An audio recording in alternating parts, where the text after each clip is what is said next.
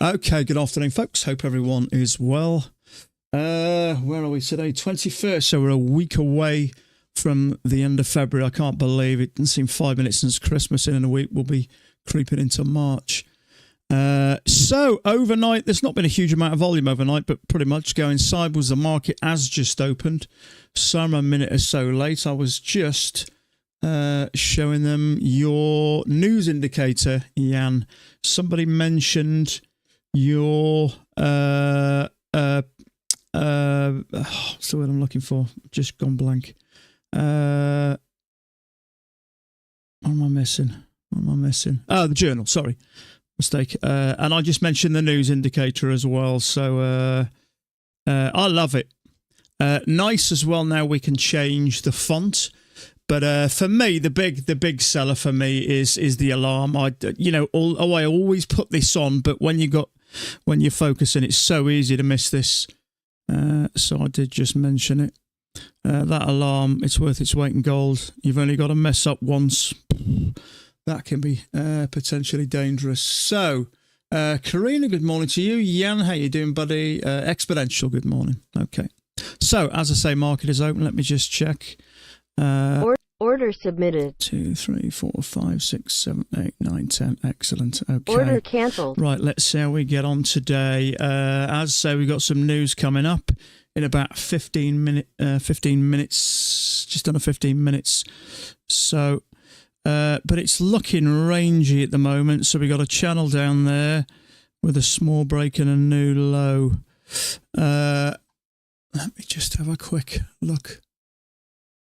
So if I had to pick where we're going here, up, down, I'd say maybe this is a pullback to continue on up.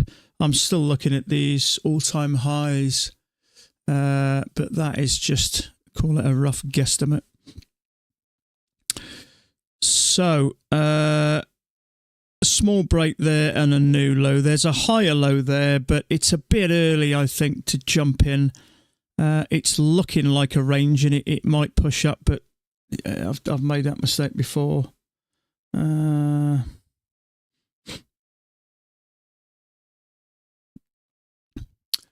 So, Arminas, how are you, pal? Daryl, how you doing? Okay, so there is a second entry there. It's too far from that EMA. There's no guarantees this is coming down anyway, and we have had a break of this, so it's a bit too early to jump into a trade here, I think, at the moment. We've also got some medium impact news. Now, medium impact news has changed a little bit over the last 6 months. It can move. I didn't used to pay any attention to it, and then I think maybe 6 months ago we had a big move, and ever since, just now and again, the thing will hop around a bit. So you're best off being out of a trade when that happens as well. So I've got them both on there, but it's very easy to forget this. I know I've said it 1,000 times, but that's why I like that visual alarm or audible, depends what you've got. Obviously I have my volume off, but that big red thing, the bigger the better, really. And Jan has just updated this. You can change the font now, which is useful. That's the thing. I think when you get one of these, you can just keep tweaking and adding to it and making it better and better.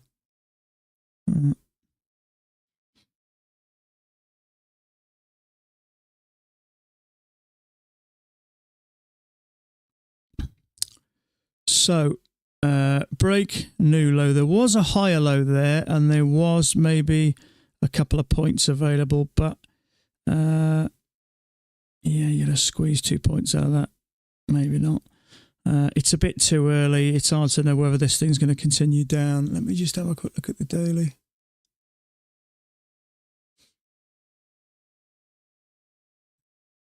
We're just at that kind of area. We kind of know where it's going. It's just having that last little push. We had that pullback, didn't we? Yeah. It's at that crunch time, isn't it? There's obviously support across there. And we all know this thing's overbought. So are we going to get any type of a big pullback? I mean, there's always a possibility with this pushing up. We have one leg and a second leg back. So that's the thing. There are no guarantees. It wouldn't shock me if we had a second leg back here before it pushed up. So I think once we can get above all-time highs here, then obviously sky's the limit potentially. So channel down with a break and a new low. One attempt to go higher, possibly a second attempt to go higher. I'm still not comfortable with going short at the moment, because if I bring that down, we could just have made kind of a new bottom to this range. So I'll put it back where I initially had it. Now, we may get another leg down here, but I think it's risky shorting into that. But that's just my opinion. If you think it's a good idea, don't listen to me. The best way to do it is to take these trades and you kind of learn by them. But I've learned just to be a bit careful here.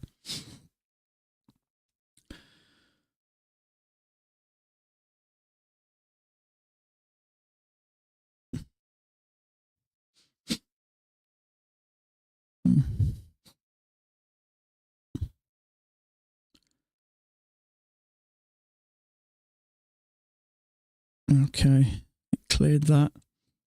So it is 2 legs up, but one, it's a little bit too far from that EMA for my liking, and there's obviously support there, so you don't know it's going to do that. I was aware it could do, but you don't know.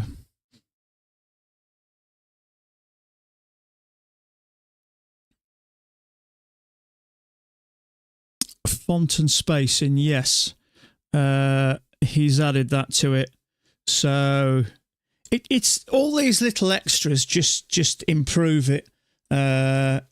It's funny, actually. If you'd have said to me, what would I like to change on that, it would have been the font, and now he's added all this. So it's useful font, column spacing and row spacing as well, so you can just adjust this to your liking. But it's a great bit of software. May I ask you a question? What did you use to design this, Jan? Was it something like, is it C or C+? Something like that. But I'd love to learn how to do all this stuff, you know, if there's something you need and you kind of put something together. But it's really useful.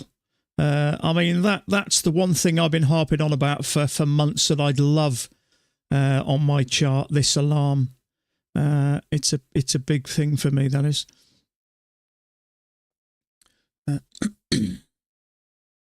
I'm using Cardo Delphi 12.1 Pascal. Okay, straight over my head. I don't know much about programming. I did. I don't know. I did a programming course years ago. What was it? Was it? I did a BTEC in programming.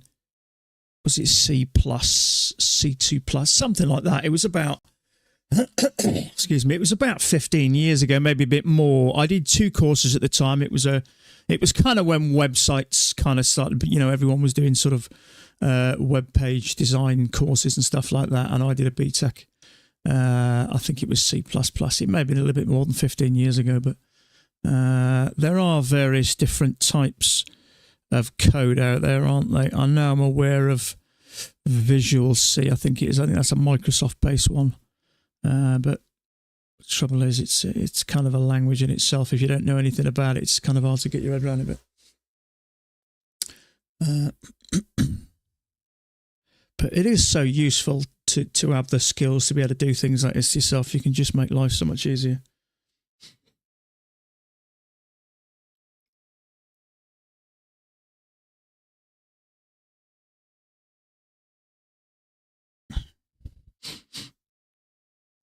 So is this going to fail? I think this is going to continue down for another leg, personally.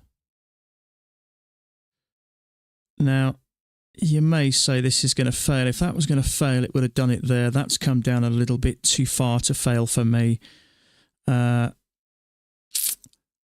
mean, there's always a possibility that we have a spike in channel.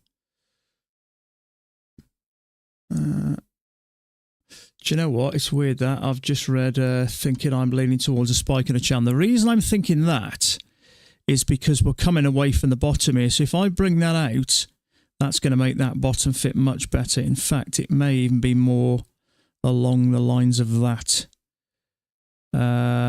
which is why a second entry short here, I wouldn't consider a break of the channel. So let's put that there, I think. Maybe just there. Hopefully a leg. We get another leg up here. We may get an opportunity here. I'm just going to get an order here Order just in submitted. case. In fact, we got that Order news. haven't we? canceled. There we go. I'd completely forgotten all about it. I was about to get an order and that popped up. That's why I want that. I was about to get it. I know this is available, but I was about to open an order and all of a sudden that popped out. It just goes to show how many times I work my trading around news but still forget. I've got two big text boxes up here, but because my head's down here and I'm focused. It only takes it to get that wrong, and if I go short and that thing launches up, it can itch through my stop and turn a 3-point stop into 5 or 6 points of loss. And over 10 accounts, that can be pretty costly for a stupid mistake. That's why something like that. I'll tell you what you can do, Jan. If I had to say something, I would do a 2 minutes as well. Maybe a 5 minutes and a 2 minutes, or a minute. Is that a bit too close? Maybe a 5 minutes and a 2 minute. If you can add a 2 minute to it, that you can add that as an extra, I think that would be good as well. Because 5 minutes in this business is a long time. Rough day for Alpine. Yeah, I noticed.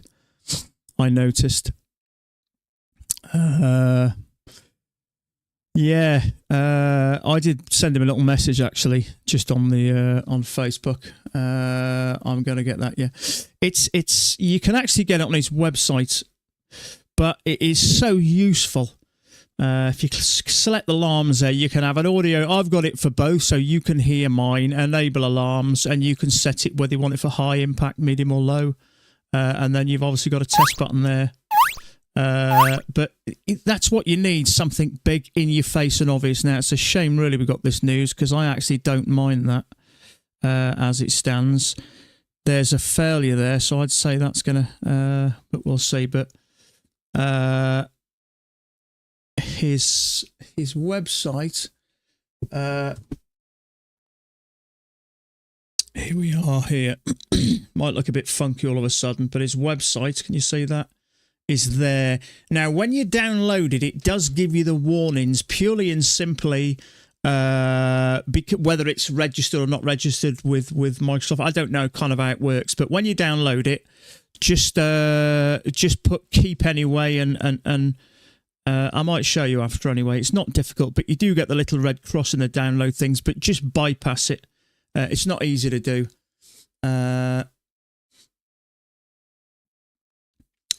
But it's so useful, and I am working on setting 2-level alarms, adjustable minutes. Perfect. But it's surprising how much that one thing could stop you making a fatal mistake, and I'm not kidding you. It really can be fatal. That bar's no good anyway. It is doing this. I'm just hoping this news happens quick, so we may get an option to get in, but. It really is a really simply useful bit of software. I don't know anything more I can say about it. It tells you everything you need to know, and that alarm is. I don't know why anybody hasn't come up with that before. To be honest with you, I'm not the only one that focuses that much on it. It's very easy to forget this. I mean, I tend to bring them closer in, but the trouble is you can still forget.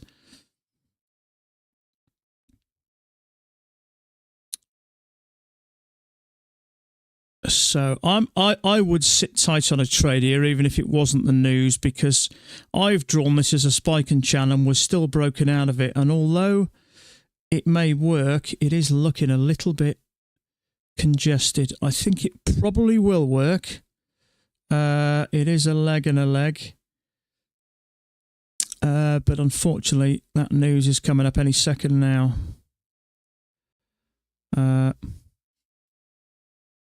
So, fortunately, it hasn't done nothing, so we can get rid of that one. And we've just got this one. Once we get this one out of the way, we can focus on what we're doing then. Yeah, I mean, it didn't work anyway. The bar was no good anyway, but that's a leg and a leg. If we don't go much higher, this thing may come back down. I'm inclined to put that there.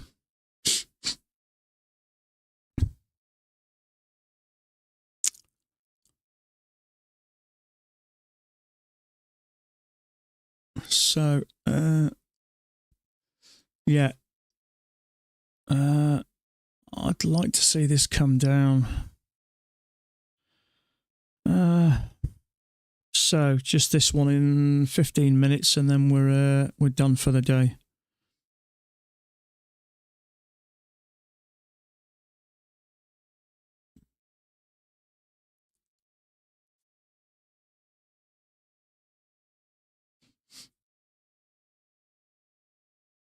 So unfortunately, we've got no entry there. My gut feel is we do a leg and a leg and come down. Now, we have bounced off this area here.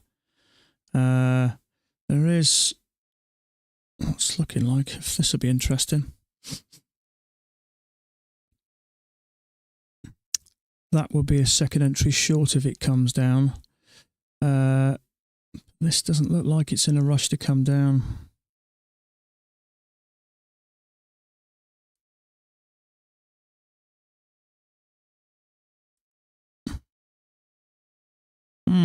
It is technically a second entry short. I'm going to have to wait for the lower high here. There's something about this picture I don't like. What I like about my trading now, I don't really have to count as such, although I am technically going two legs. There's just something about the picture I don't like. And that's what I love about experience. The more experience you get at reading these, you just need to look at this and go, don't like it, or I like it. Something I don't like. It may trigger that and push up. The bar actually looks better on my second chart, but it is congested here. There's going to be bulls trapped there. So, you know, as it's congested, if the bulls are stronger than the bears, it'll go up and vice versa.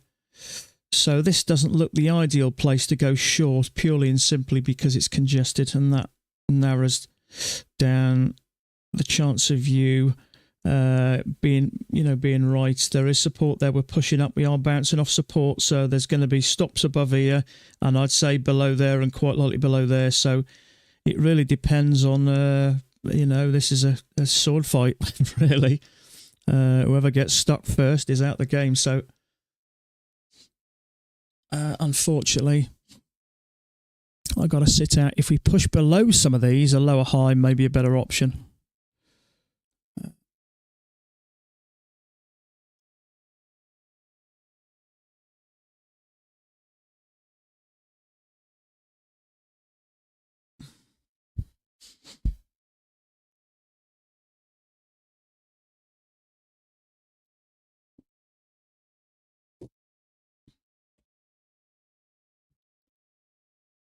So now there is a lower high here. Now I think this will work, but I'm staying out of it because it's congested. There is a lower high. You may even call it a failure. But it's a bit risky if you ask me, because it is congested, so it could trigger you and stop you out. If we get below there, then yes, I think it'll come down. But that could quite easily turn. It's a bit clear on this chart. The other chart, not so much. But look at this. It's wavering, isn't it? If it gets below there, it'll come down, I think. Okay, so my guess is now it'll come down and test these lows. So maybe that would have been okay, but in all honesty, it is congested, so it does make it riskier. So if you're a bit of a risk taker, but once it got below there, for me, that's going to start taking these out and squeezing out these. So now we've got a better idea of there may be a spike in a channel here. So let me just redirect that there and put that there. So I would have suggested now spike with a channel. So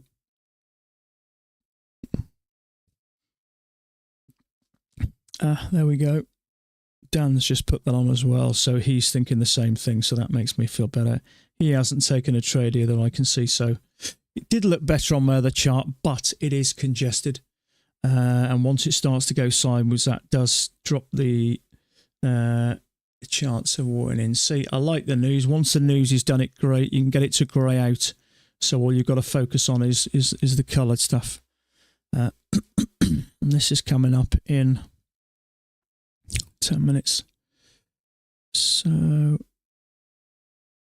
I'm going to squeeze that up a touch, bring that down a bit, put that right at the very wick. So also we've had a leg and a leg.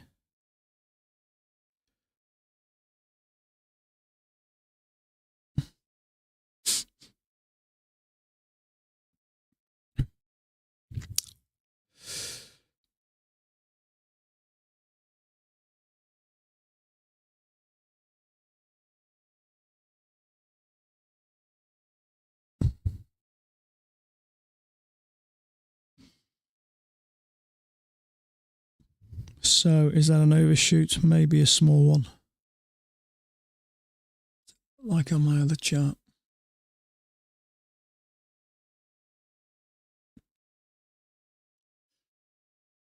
Yeah, it doesn't look like an overshoot on my other chart.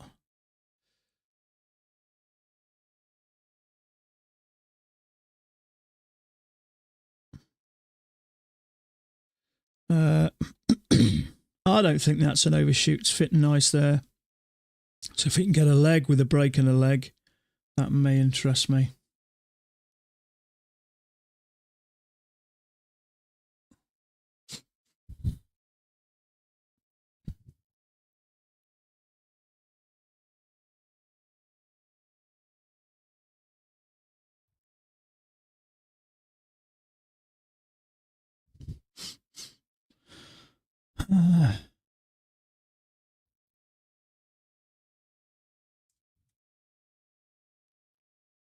So I'm leaving that there anyway, just to show our kind of overnights, whether it makes a difference or not. So, you know, there is that possibility. This is the day that this thing could absolutely collapse. Look, I mean, look at this. You know, I don't know why it did that. Was that anything to do with the news events or what, or anything to do? I want to say Trump, but this is the daily, so it probably wasn't. He's been in office about a month, hasn't he? 3, 4, 5, 6, 7, 8, 9, 10. No, that was probably just before. We did have a really big drop with, was it an FOMC? So that may have been it. But, you know, there's always that possibility. Excuse me, that we get, you know, something kind of like that. I wouldn't be surprised.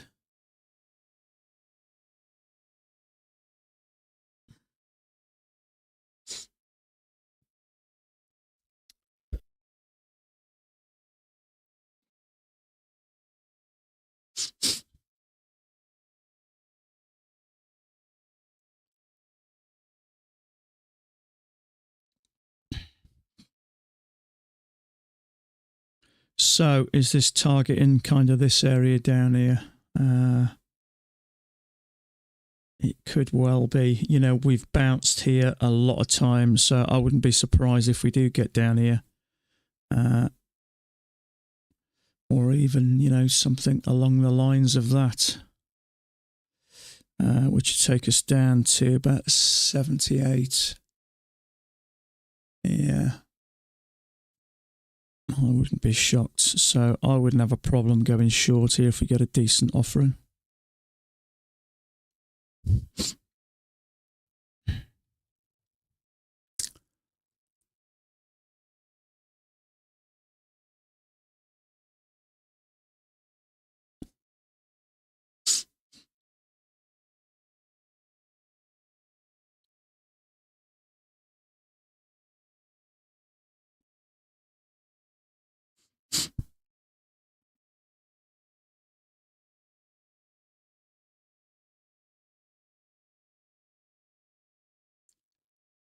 You're looking for something like that up here, I would be.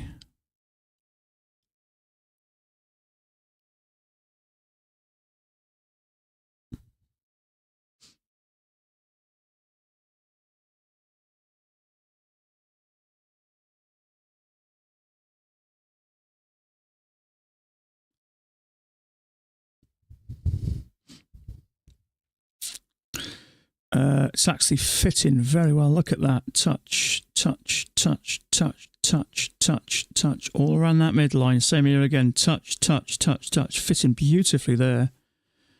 Oh,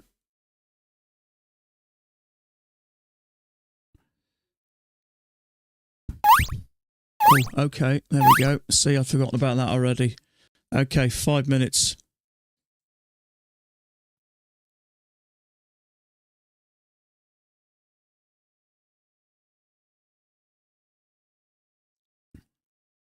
And then we've got Trump speaking again. It gets scary if you trade. Every time Trump speaks, it gets scary from a trader's point of view. I've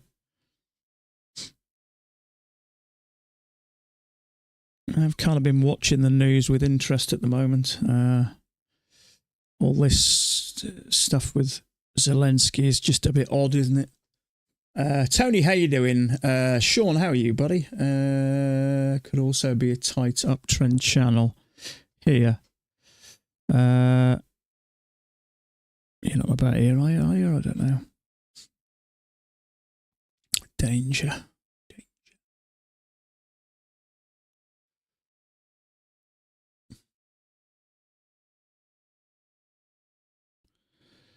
So there's nothing you can do, unfortunately.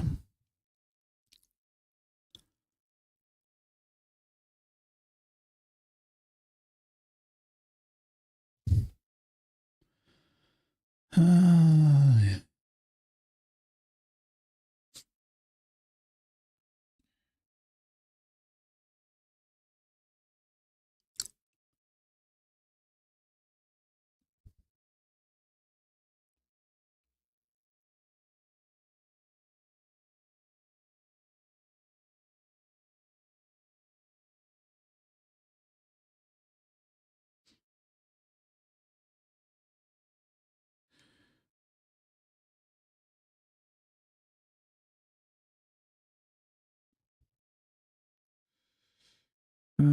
So we're getting a little bit sideways here, and Trump has said something interesting almost every day. He is fun, I've got to say that.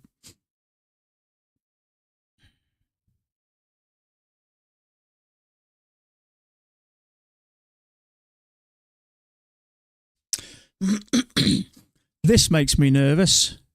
Coming off this, taking a short here, fine. Coming off this, taking a short here, fine. But when we come down and we flatten out here, in a lot of cases, this leads to a break. Having said that, if this is ranging, there is enough space to break out without having a break.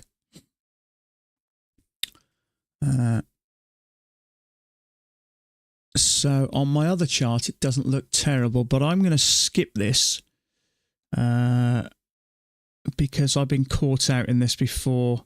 So I think going short here, I mean, if this ends up bearish, going short here is risky. Now, it may work, but that's irrelevant to me. I wouldn't be surprised if it triggers it and pops up here. If this is a downtrend, which it looks like it, I want to take my trades here, really. Taking a short here when the tops are only here, quite a bit of distance for these. There's a lot of, there's a lot of scope to trap shorts, push up, stop out anybody up here, and then possibly work down some more. So nothing to take here for me personally. Excuse me.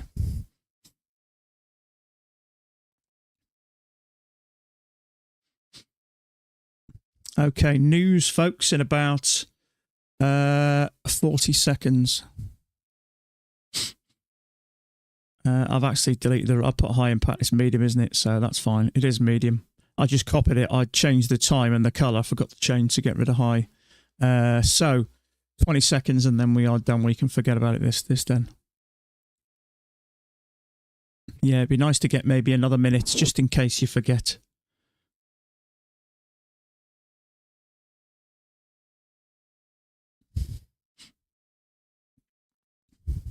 Sometimes it does nothing, but just on occasion it does. There we go. Yeah, well, I mean, look at that.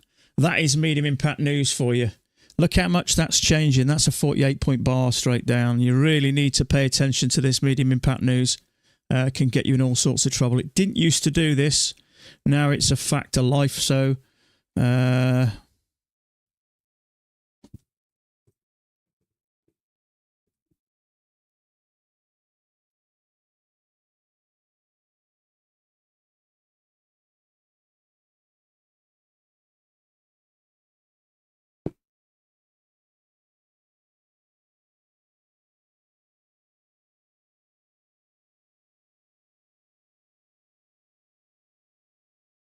So now that is an overshoot. Am I going to pay too much attention to it? No. And I'll tell you why.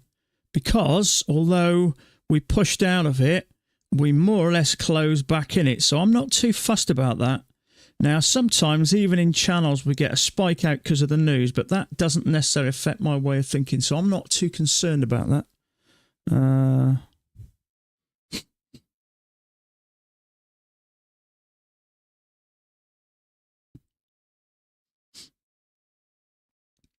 So fortunately, if anybody was in a trade there, it's likely they were in a short anyway. So you may have got helped out of a sticky situation there anyway. So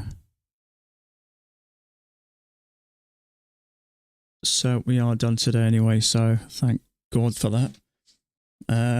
See, the high impact news never really did anything. When was it? High impact news was 45, wasn't it? Never really did a great deal. The medium impact news dwarfed it big style. So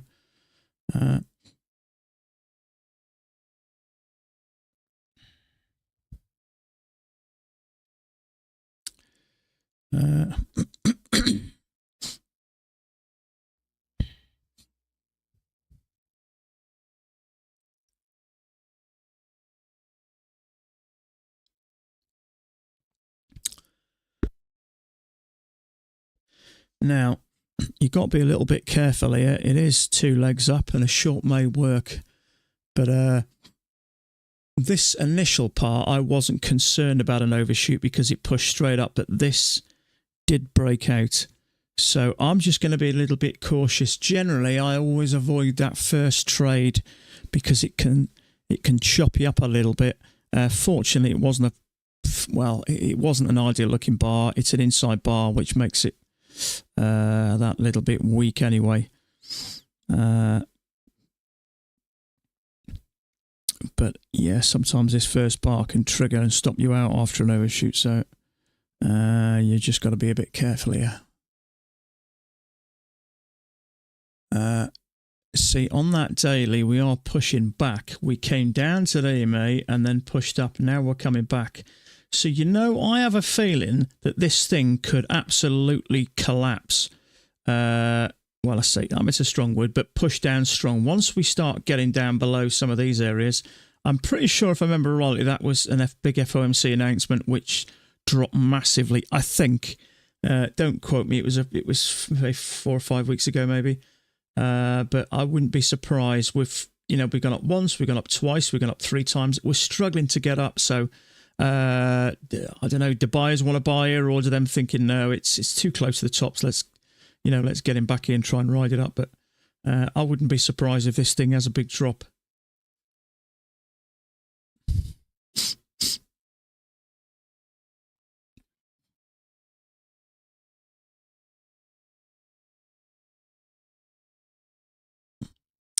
See, there is a few that have put that down there. Trouble is, you can get yourself into a bit of bother if you get it wrong. So I just want to think about, we may have had an overshoot. Fortunately, that bar was an inside bar, so it'll have had minimal amount of shorts in there, but it just goes to show 2 legs up where you'd be thinking about shorting. What happens? Triggers you. Comes down, 4 ticks at a push, and then pushes up. And I'm pretty confident that's going to break above there.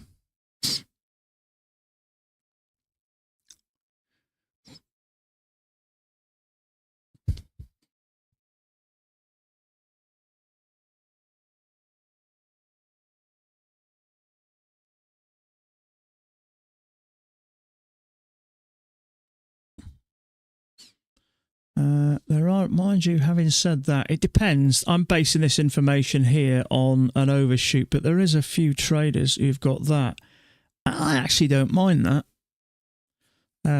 There's a small break there. Be interested to see if somebody else does that, but I actually think that looks okay.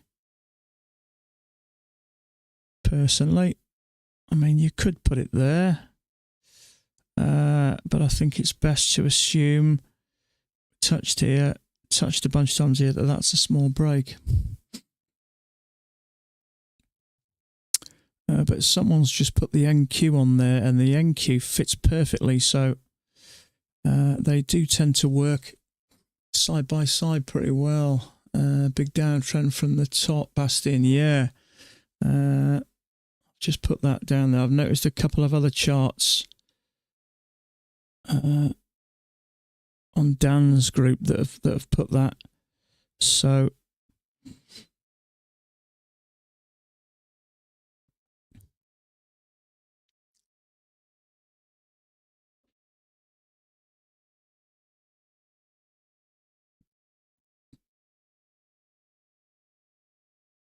spiking channel is good, low part.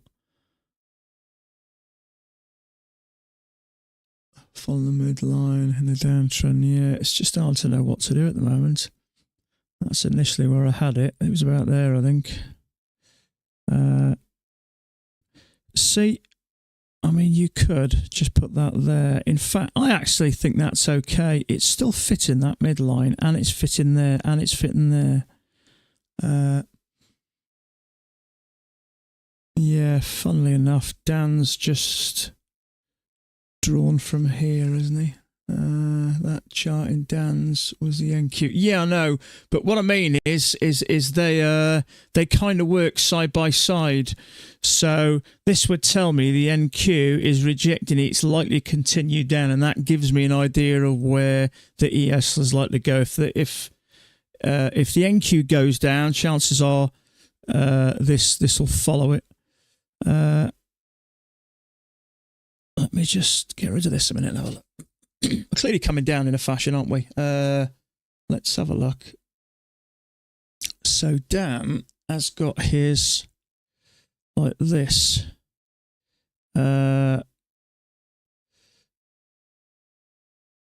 Just check. Yeah, which doesn't actually look that bad, actually. Sometimes Dan puts quite obscure channels on, but they do tend to follow and work, and sometimes he'll put them on and I'll think, not for me, and then later I'll move them. He does think very much like Mac as well. They both sometimes put what I think, I'm not a fan of it, but then when it bounces in, comes back up here and starts to move down again, I usually put it, so I'm gonna go with that. Now if it gets up here, it may line something else up in the future, but touch. I like that. And it works on the midline. So the trouble is, this is one of those things, when you have some news, sometimes it unsettles things and you know, sort of takes away that sort of fluidity of the way things were looking. So, I mean, we could push down into something like this. I mean, if that's the case, we've had a break, 2 pushes, and we're on our way down. So, I'm a bit on the fence here, but I don't think that looks terrible the more I look at it. This works in the top, and then we have the spike down for the news. We have a retest of it, and we come up, and then we drop down again, and all of a sudden we're back in this top tier. Dan took that one as well. For me, I wasn't sure because I was messing around with channels at the time, but he took that one. For me, that bar is a little bit large, so if we go a tick above it, tick below it, yeah, it's about, let's keep it tight, it's about a 4.5 point risk. Took the lower high for 4 points, that one there, yeah. I don't think it was terrible. The trouble is, I had it as a possible overshoot, and sometimes it could come and retest, push up, trap shorts, and go up. But do you know what? I'm even thinking now, is this just more of a range?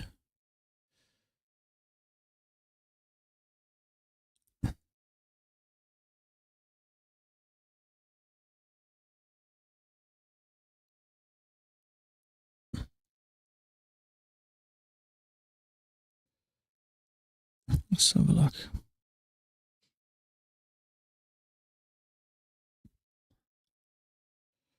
Let's just put that there. Oh, shit. So let's just put that there. Is this kind of more of a range? I mean, if it is a channel, that's fine. We've got a channel break new high. Never take this first one. I've been stung on these so many times, so it's early today. Yeah, you too, Jan. Have a good weekend, buddy.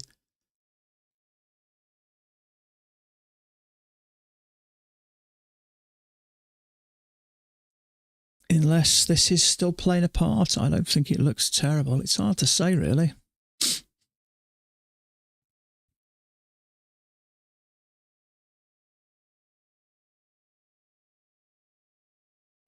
One, two, three. Is this a triple test? Let's get an order up here ready. If Order it's a submitted. break of a channel down, it may come down. Let's see how it reacts.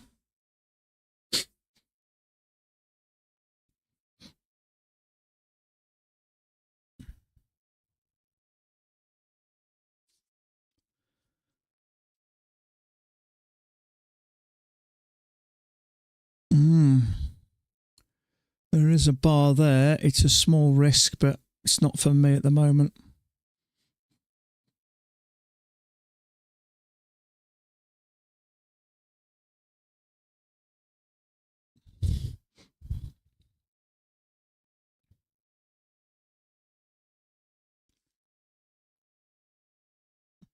See, if Dan's looking at this, this kind of fits in here. So see, if we get a lower high, it might interest me. If Dan's looking at that, it actually kind of fits within this. I'm leaving this first one because sometimes we'll have a break, 1, 2 pushes up to a new high, so it may continue up and take out this. You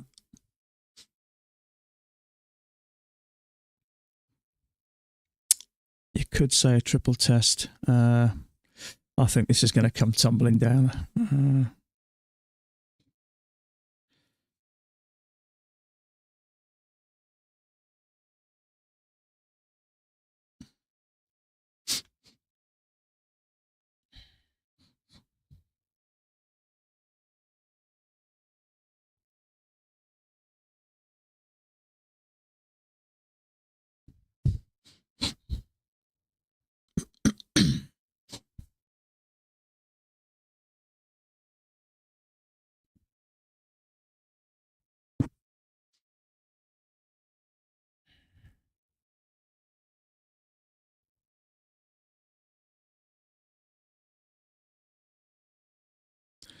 Okay, see if we can get a lower high. I don't think we're going to. I think this is just going to tumble.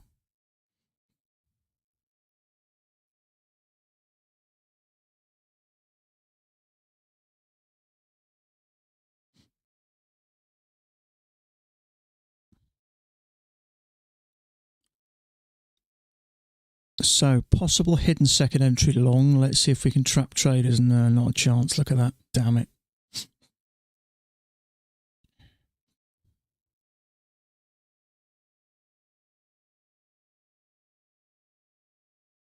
Yeah, we know where this is going, don't we? Down here.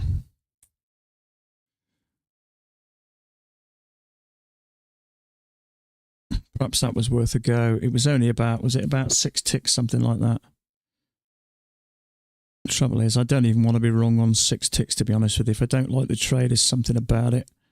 It's just not as bearish as I would have liked.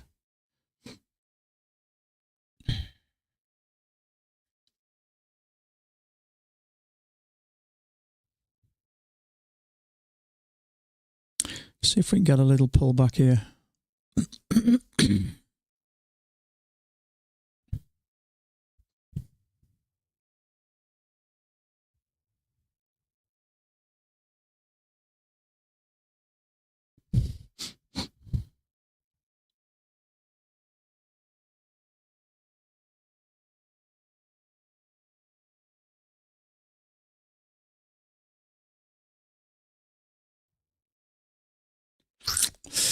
No, I didn't think so.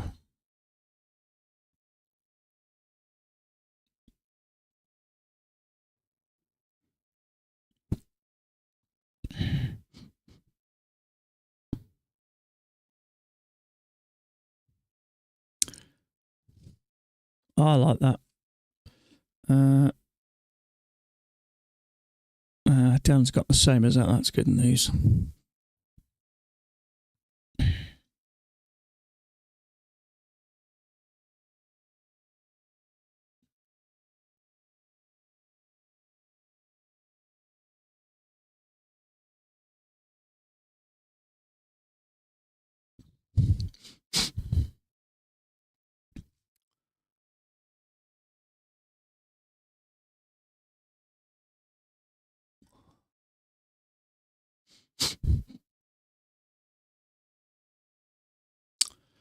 Unfortunately, it's a bit congested here. I'd like 2 attempts up, really.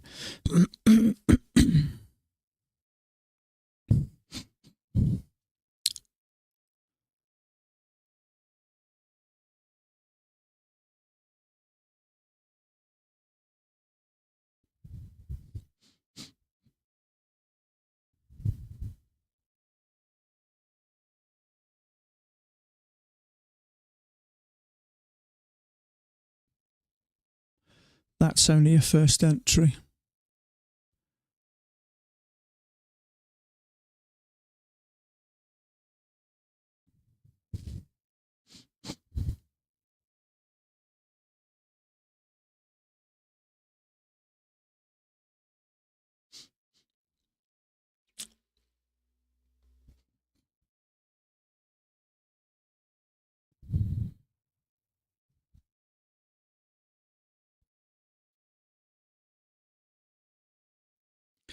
Okay, first push up. Let's get a second.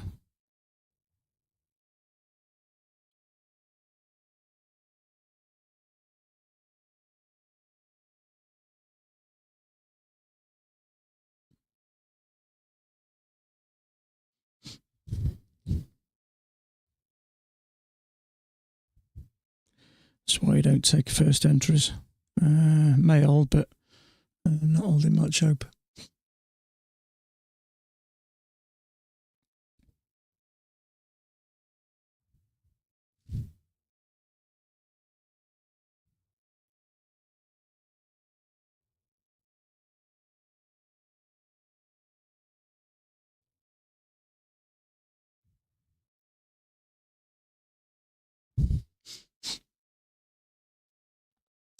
Okay, so I'd like it to tick that out unless we get a double top there. If this is nice and bearish. Yeah, I've got to be careful though.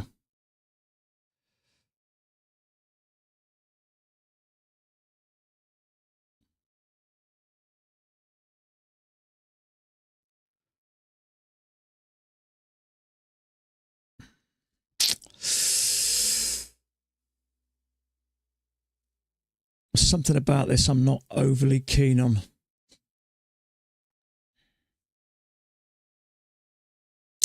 Yeah, it's a bit congested this, so I'm going to sit tight here. It's a little bit stacked up.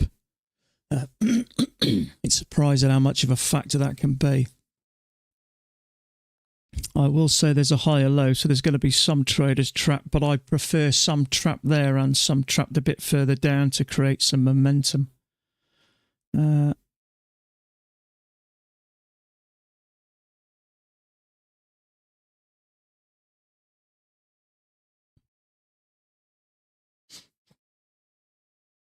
So that has triggered, so it may come down, but it is sideways, so you've just got to be so careful here.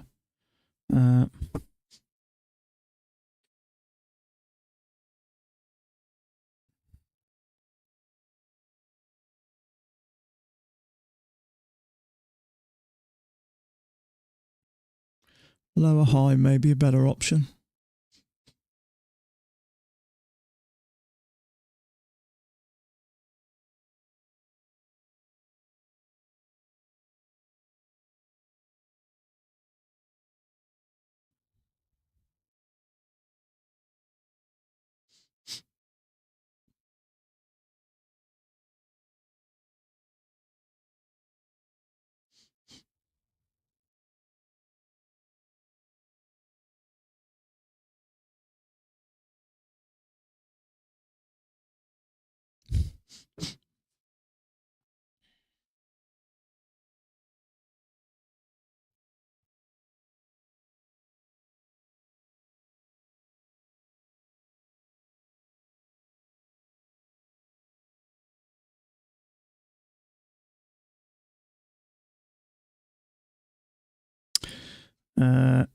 It's not going to work, is it? I don't think.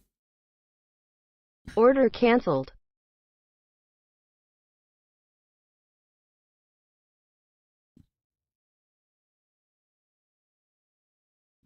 Channel down. One attempt to go higher. Second attempt. Come on, push up. Give us another pullback.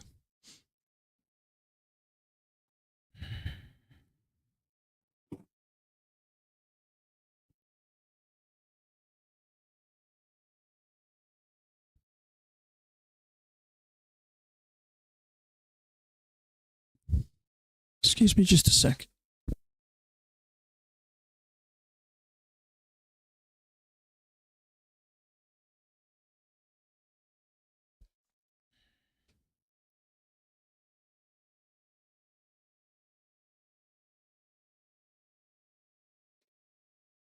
Okay, I'm just going to take a bathroom break. I'll be a couple of minutes.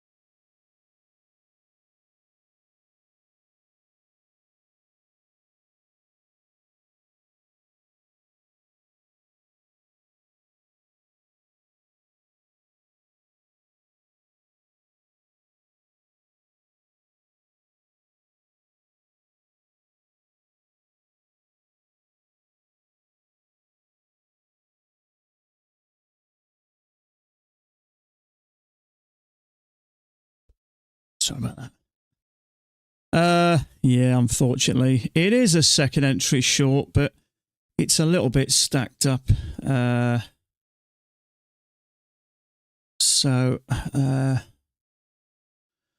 did I miss it? I don't know. Let's have a look.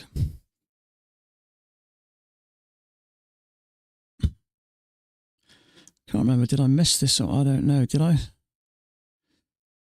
No, I don't go.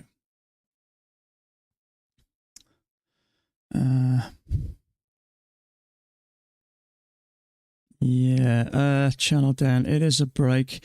I don't think it's a terrible trade. You are trapping some longs here. I'd have preferred something down here, but a few took it. Dan took it.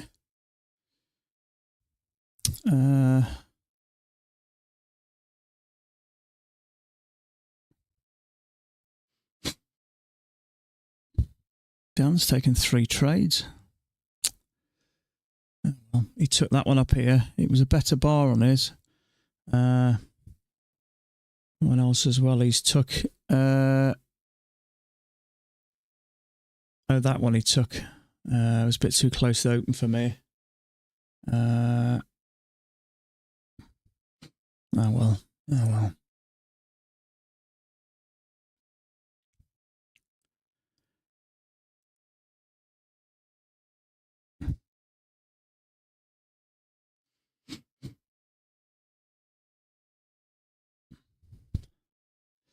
What was the size of the risk there? 3.5 points, so it wasn't huge.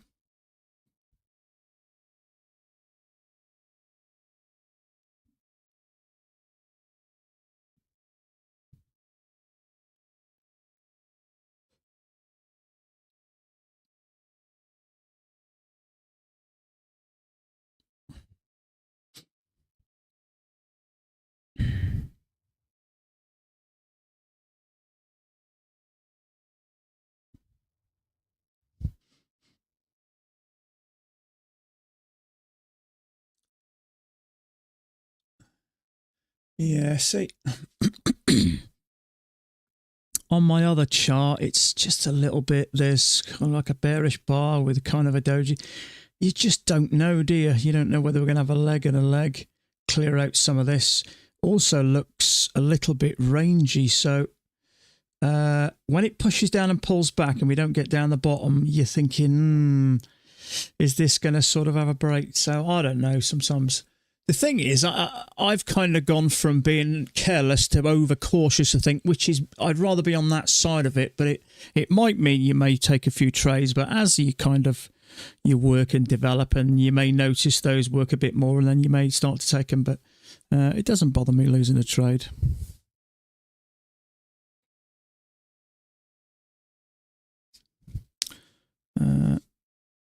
So I don't mind. It is working down nice there. So I have a feeling this thing is gonna drop.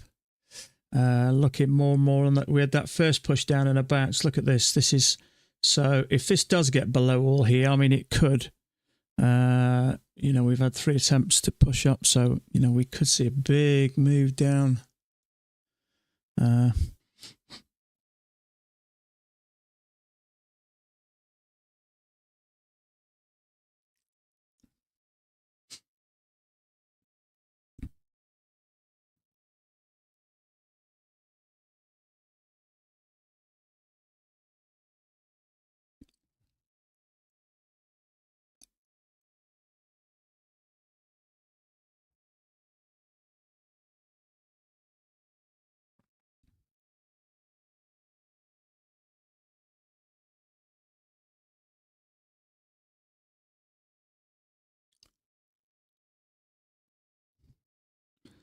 So as long as that doesn't go down any further, I'm happy to just do that.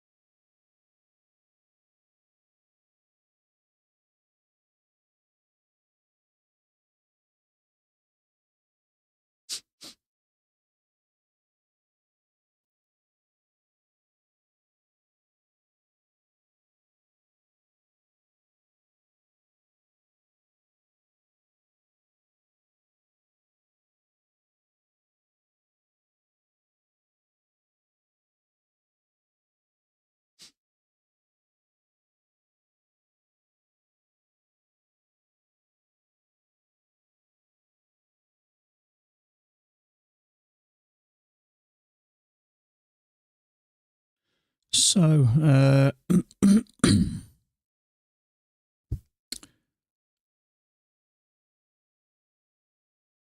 we're holding here, so hopefully we get some pullback.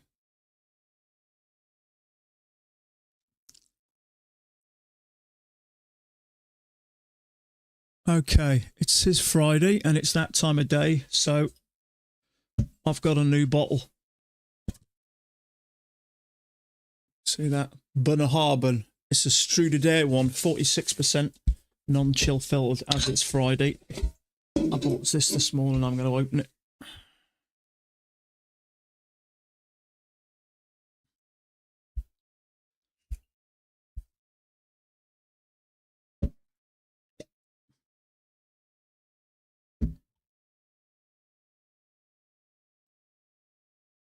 I'm just giving myself a single double. Cheers, everyone. Oh, I've had a couple of these before. I've had the 12-year-old and the struded air, but this is the non-chill filtered one. This is for the purists out there. 46.3% non-chill filtered. That's how the purists like it. They don't like all this filtering garbage.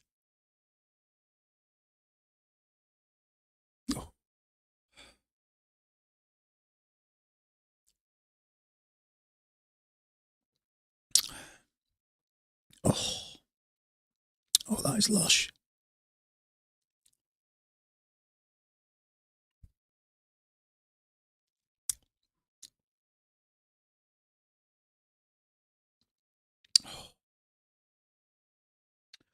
Oh, it's going to be a fun day.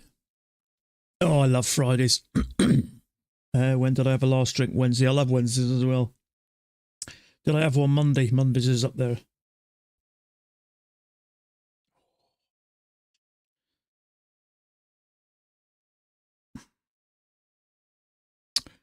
Oh,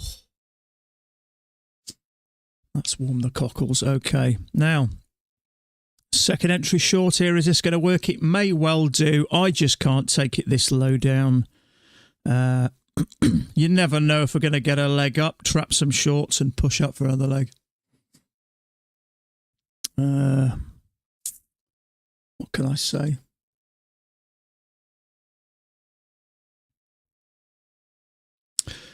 What I will say is it's still a bit too early, I think. That's a bit too far. Now, it's one of those ones you can toss a coin, you can get it right half the time, and I think it's one of those type of trades. Now, what you could say is maybe there's something like that, in which case we've got a small break. But I think this is dangerous. Big, strong move up and a little bit of sideways often leads with another move up. And if you're trading this as a channel, I really, if I'm going to trade in this bottom off, I want to see some rejection here. But I don't know. It's just one of those things. Sometimes they work, sometimes they don't. It's working in this case, but it's not something I can take. It's too far from that EMA. Yes, there's a bull buy. Yes, there's a higher low. But you just don't know.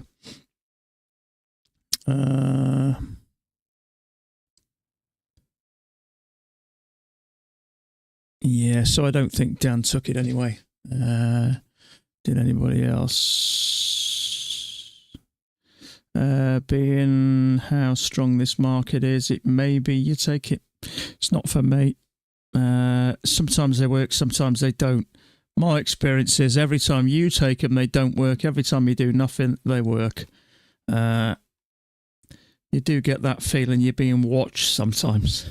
But I mean, the one thing going for that is we've had a lot of buying off here and there is a higher low which is trapped. The fact is, though, it comes down and it ends in a doji and it doesn't get the bottom of it, so it could trigger you and push it up. We could push up, leg back, and then up again.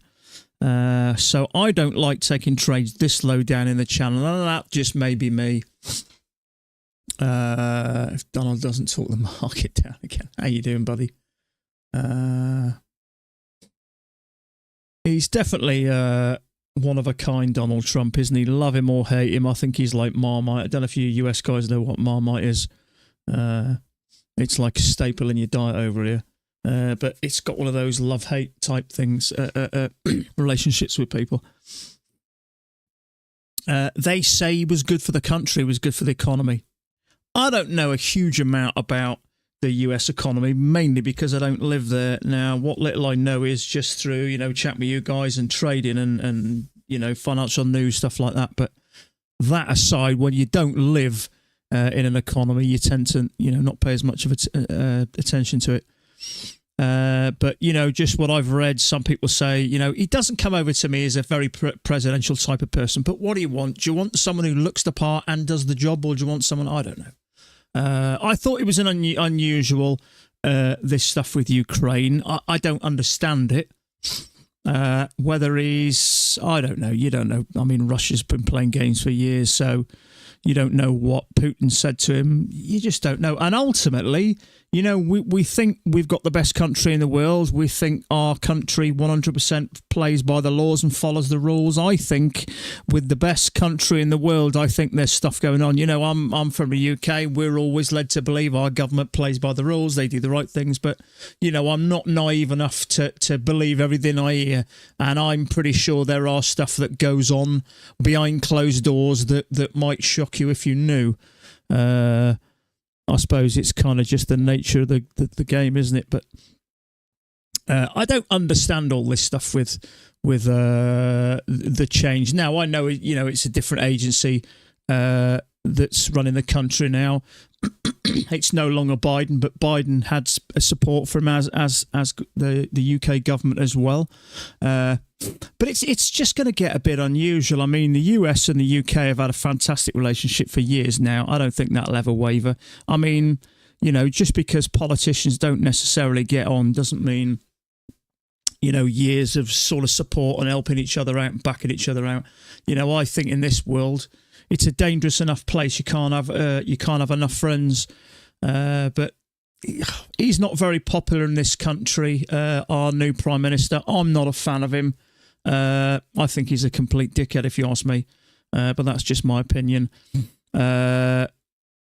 So I'm more of and I'll say it, I'm more of a Reform. I'm more of a Farage fan. Farage, same again. Some people love him, some people hate him. But I think he's for Britain. I don't like all this, the amount of money that's wasted. I don't like all the things we're letting tons and tons of people into the country. Yes, I think he's a fraud, absolutely. I don't like... The trouble is, if you get paid your wages on a Friday and you give out your wages over the weekend and then you start moaning on a Monday, you've got no money left to live, people are going to call you an idiot. Now, I don't... if I had a family and I was in a war-torn country, I would want to head for a safe country. What I don't get is where they come through 5 other safe countries first and then risk the channel, risk, those rubber dinghies in the channel to get to the UK because they're more of an easy target. Where's Rhythmic gone? And our politicians so far have not got the balls to do anything about it. They just pussyfoot around. We've got veterans, sleeping on the streets. We've got the winter payments refused to old people, but yet people are being put up in fancy hotels, given mobile phones and given money. I think you've got to care for yourself first. Now, like I say, if you come from a war-torn country, I would never turn anybody down. But the fact that they do come through other safe countries first, very tempting to take that short as a triple test. Trouble is, we're very close to the bottoms. I'm a bit on the fence here.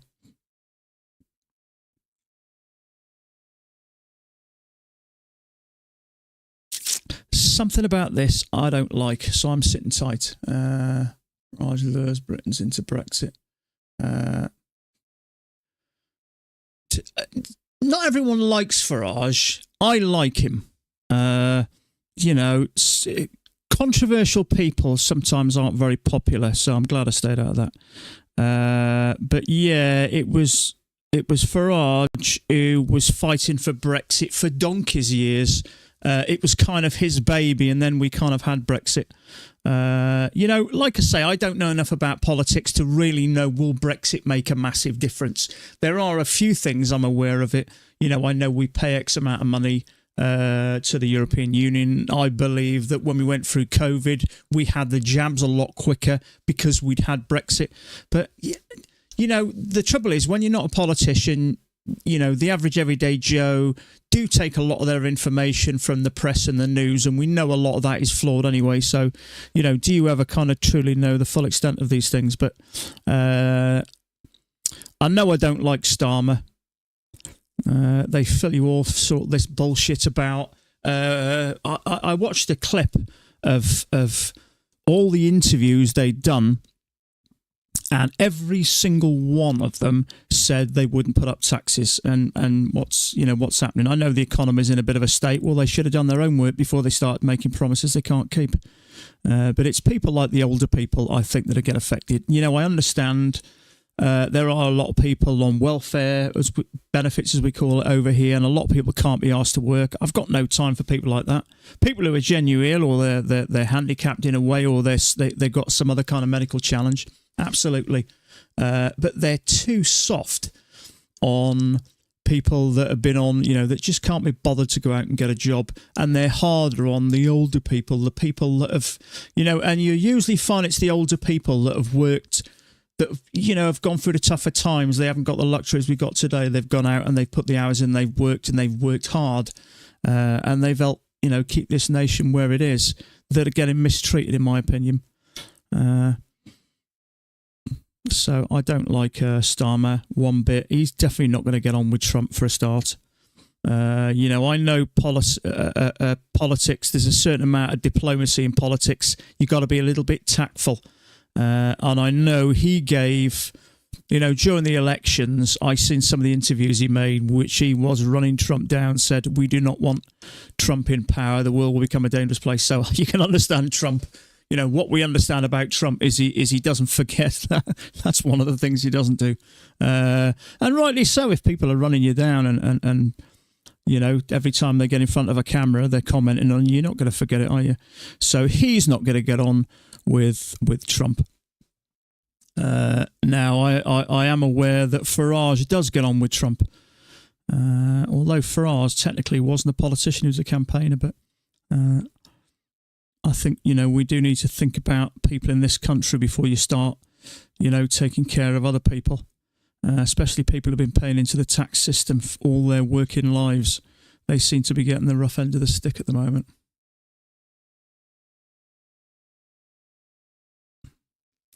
But, I suppose one politician's the same as the next. I don't know. You hear so many stories, don't you?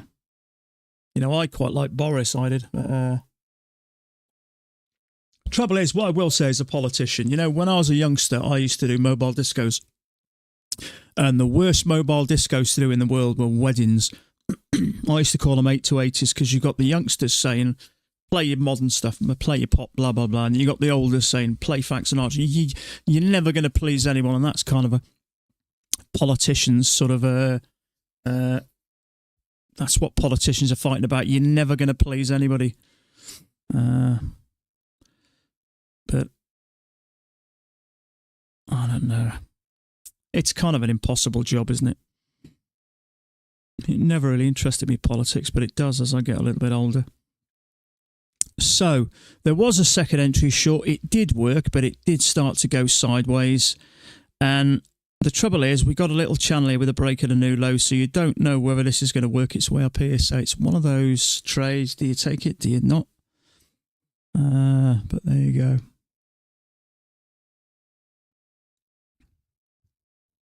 I actually liked Obama, I did.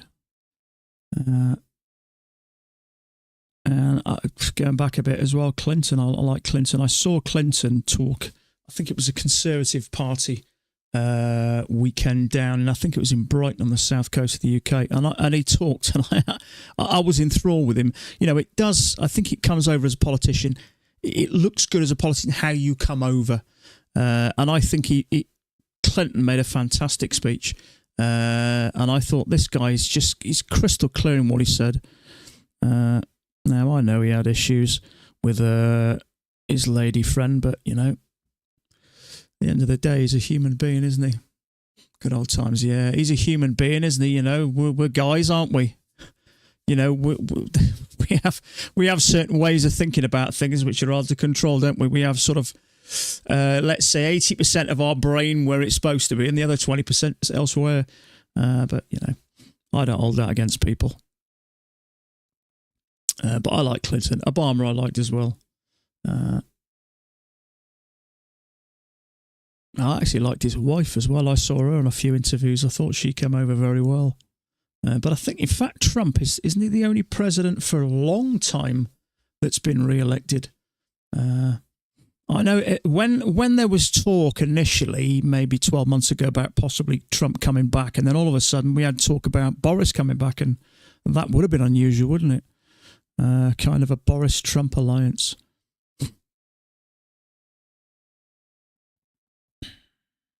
surprised you're interested.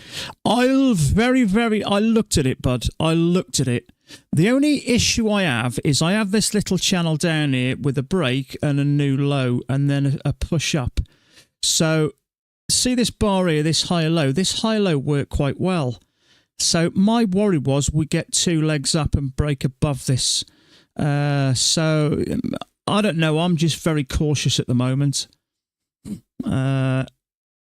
You know, I'm getting close to more payments again. Another good trade, and I've got a few more payments on the way. So I'm going for very obvious things, which unfortunately we don't get a lot. But you know, I'd have taken on the valuation 100%, but then when it triggered and it nearly stopped out, you know what I mean? But if this would have been up here, then that would have been a different story. But funnily enough, I don't think Dan took it. Let me have a look. I can't see his chart now. I don't think he took it. I didn't hear many people. Excuse me. I didn't hear many people talking about that.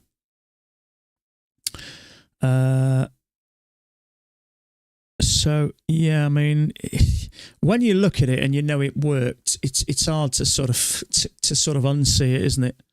But I don't think it was a terrible trade in the slightest. It was a second entry short. It was a triple test. My only concern was, you know, we've got channels within channels. We've kind of got this, and with a break, and then a strong push down to a new low, and then a big push up. So the trouble is, when you get these two-tiered channels, I always get concerned that if I take it down here, it's going to trigger me, stop me out, and bounce off here and rock it down. So, but you know, I prefer the shallower channel, not drawing. I sort of had that initially with the break, and then when it came down again and down again and down again, I don't know. We all have a slightly different read of this, don't we? Well, I don't know. I think because I'm getting close to payments now, I've got 1, 2, 3, 4. Another trade on 5 of my accounts. I can take money on them, so that's another 2,500. I can take 1,500 on one. So there's another. I expect to get about another 3,000 to 4,000 in the next before the end of the month. So I'm just kind of a little bit probably overcautious at the moment, which is okay. I'd rather be on the side of. I'd rather be on the overcautious side than the slightly careless, but now the way that's fitting nice, that is an overshoot to me. So I'll have to sit tight here. So what I'll say is, if I look in my book, I've got 5 days of trading at the moment, of which 4 are profitable. So I only need one more profitable day, and then I can flip 2 days.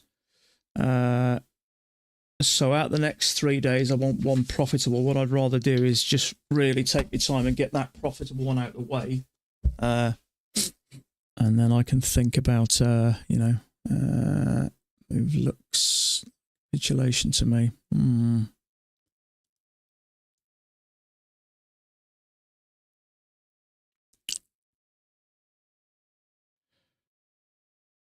Let me have a look at that. Channel break, new high, quick pushback. Trouble is, we've had that overshoot, so I have to pay attention to that. And generally, after an overshoot, I'll avoid that next trade, whether it be a short or a long.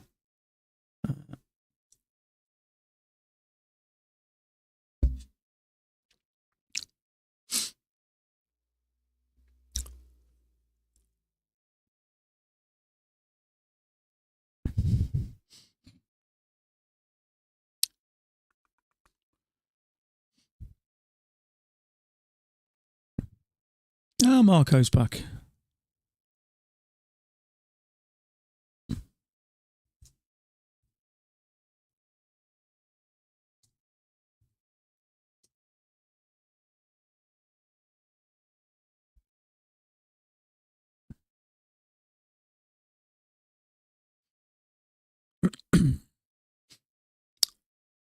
Okay.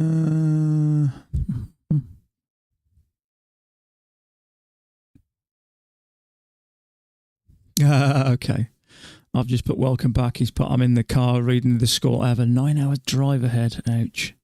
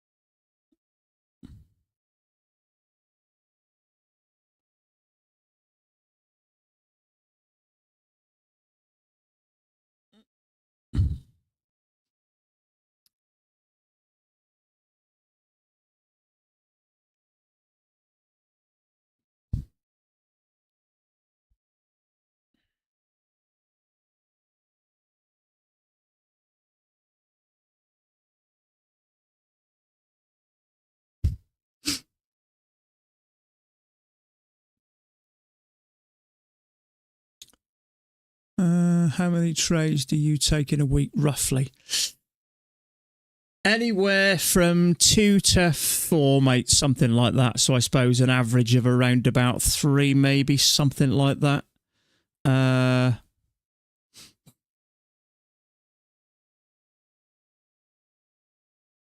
Something like that. I have a good win rate.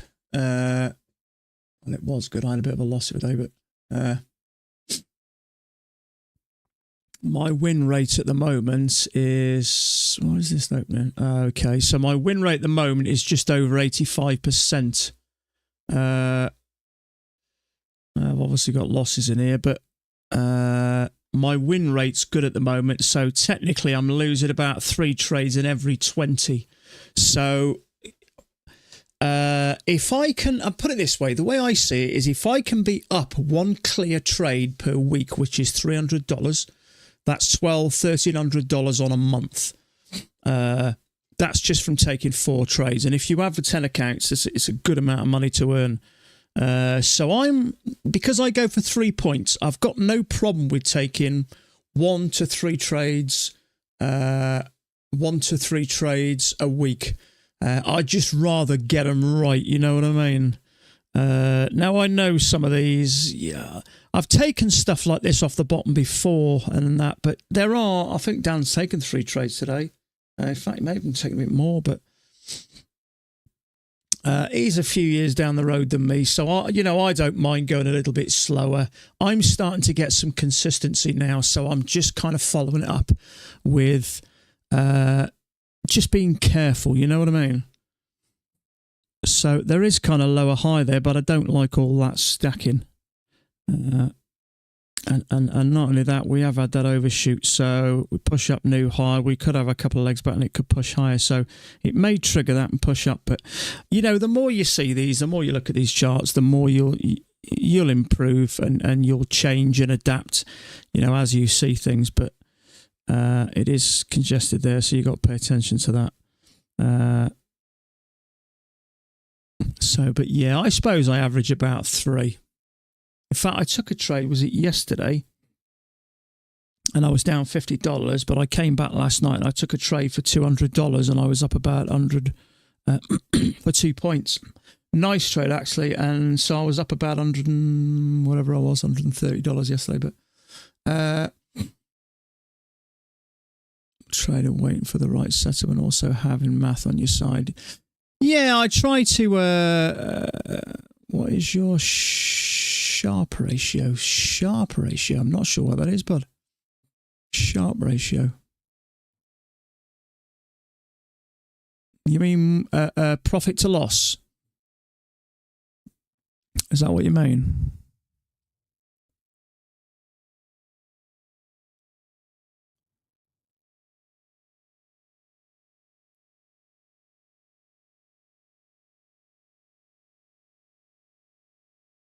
Okay, tell you what, let's have a look at this. Trader sync. So,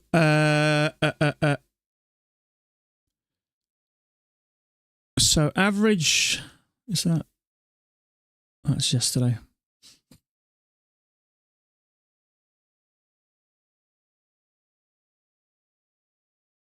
Why isn't that changed? Something's not right there. My average winner's 229. My average loss 190. That doesn't make sense. Last 12 months. I'm not sure what's going on there. Profit factor. I don't know half the stuff of this. Risk reward. I don't know how to get it, to be fair, mate. I don't. The trouble is, there's no real instructions with this, and I get it for free, so I can hardly moan about it. Does it's an average? I don't know how to get it, mate, to be fair.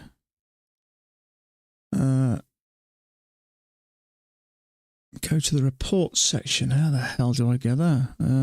Let me just pull out of the way. Open on another screen without any reports.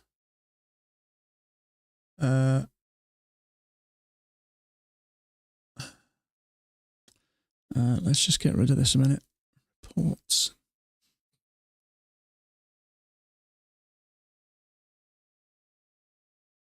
I got no idea how I do it, bud.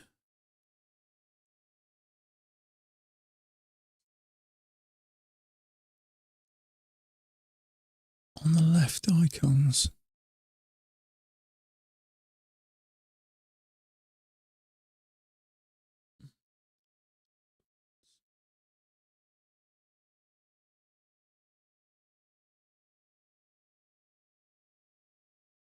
There's nothing that says reports. They've got dashboard. Oh, reports. Okay.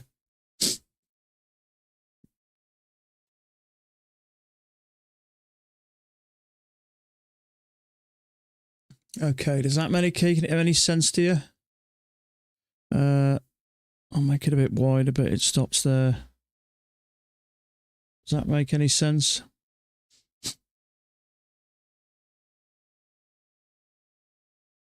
No, it's showing 29. I haven't got 29 in there. Obviously, I've taken payments out. Does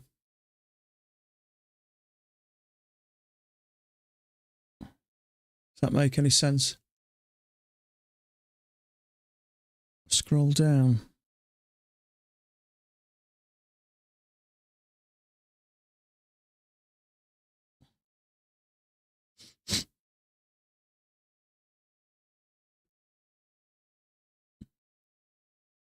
I don't understand half of this, to be fair. You don't really get an instruction book with it. That's the only thing.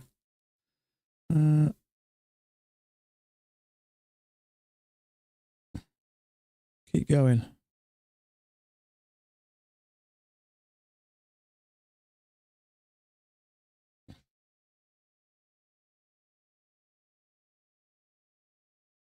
Does that make any sense?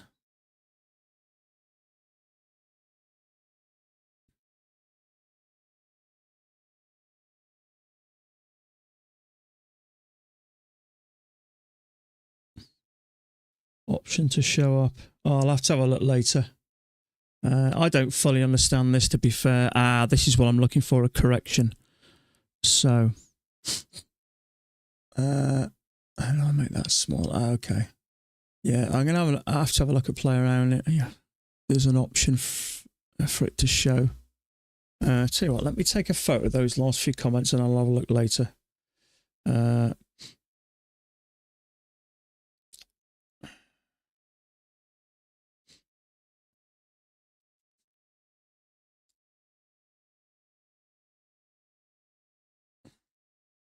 I'll have a look later.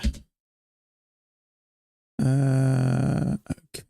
You'll look okay. Now that to me is a nice looking correction.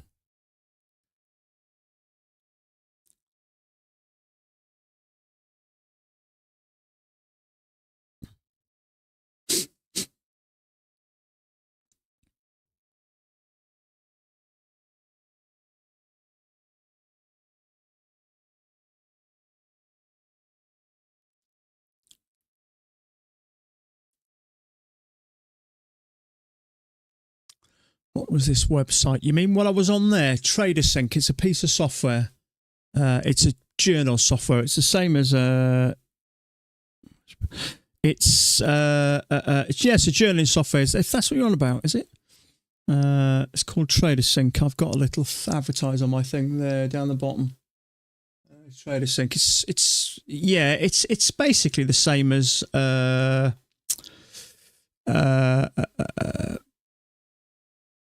TradeZeller. Basically the same as TradeZeller. But because I put a little advert on there, they let me use it for free, which is usually, I don't know what it is money wise. I think it starts from 20 and goes up to about 80 per month, something like that. So we've got an overshoot there. Now, a lot of times with an overshoot, we get a nice correction and it may continue on down. Now,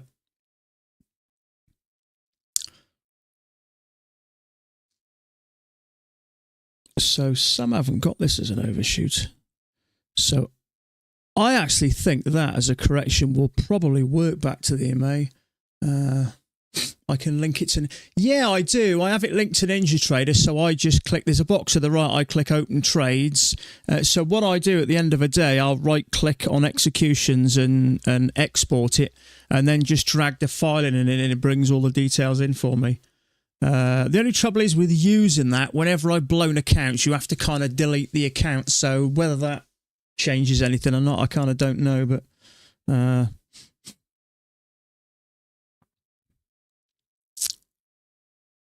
So I think that bar there will probably get us closer to the EMA because it's kind of a nice correction, but I'm just staying out here at the moment.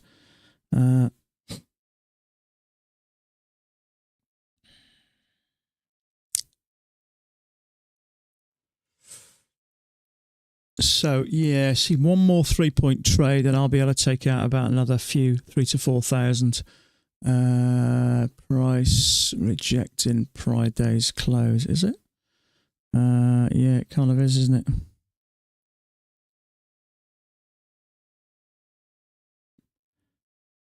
See, that's another thing this does sometimes as well. Do you always go for 3-point? Generally, yeah. If I think something goes sideways, I'll get out. Part of the reason I go for 3 points is because it often works out at around about 1-to-1. And if you look at good trades, they easily do that. Now, if I get into a trade and it starts to stack up, I will get out of it. I got out of a trade for, was it $150? Was it yesterday, before yesterday or something? It would have worked, but it started going slowly and sideways, so I just sort of kind of sat tight.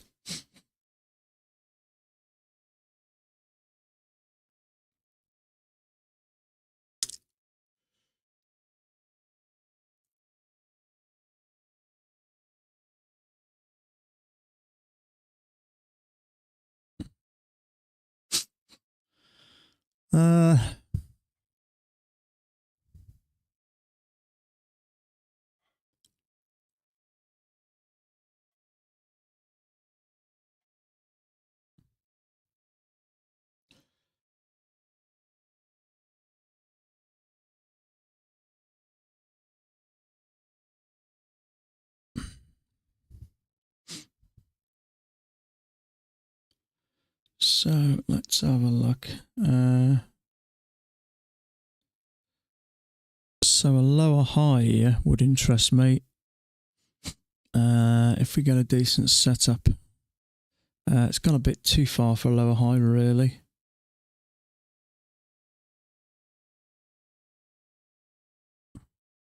Order submitted. Stop the reverse Pride days, yeah. Days low, not yeah. I noticed when I moved over, yeah, it did. See, I do have it marked, but it's obviously out the picture at the moment, so.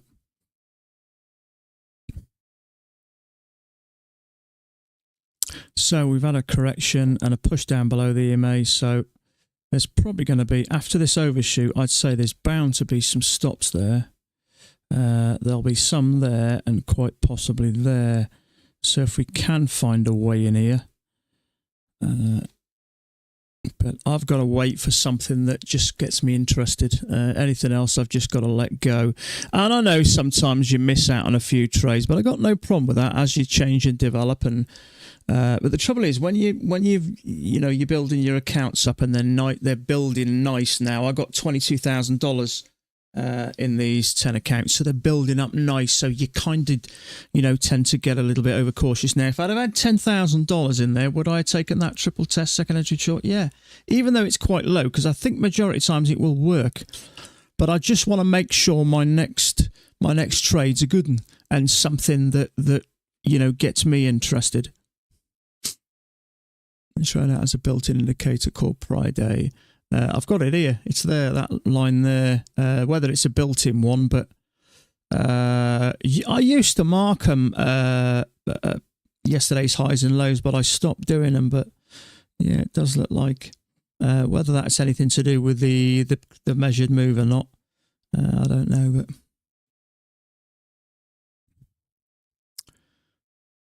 midline looks okay. Yeah, it's hard to say, isn't it? So Thomas Wade's got it as an overshoot. What I will say is overshoots for me do three things. One, you'll get a bigger correction and it'll carry on. Two, we'll break out one side and break out the other side almost the same size. And three, complete reversal. That to me looks like we've had a correction and it's broken out there. So I'd say this is probably going to continue down. But let me just have a look around and see if I can see any. What I'll find is if I can see two or three other charts with the same sort of thing and I've got it differently, then, I may, but I've not seen anything just at the moment. So Dan's got that as not an overshoot. But then it's hard to say, isn't it? See what happens here. There may be a second entry short here. There's a bull bar and a higher low there that's trapped.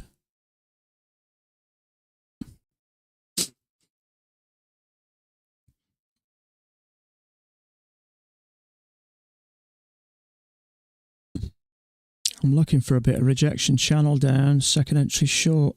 I need it to reject there, though.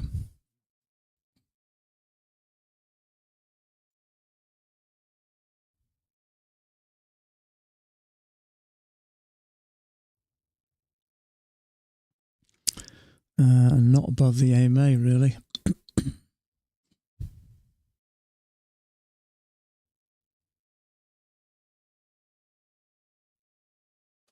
Hello, you on camera?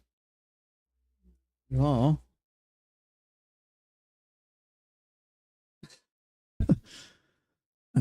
It's okay. Okay. Oh, damn it. See if it comes back and gets me. It's all right. I've took it on my other chart, or I've put it in on my other chart. Let's see if it comes and gets me. I don't think it will. It looked like a better bar on my other chart. I don't like the way it's coming back though now.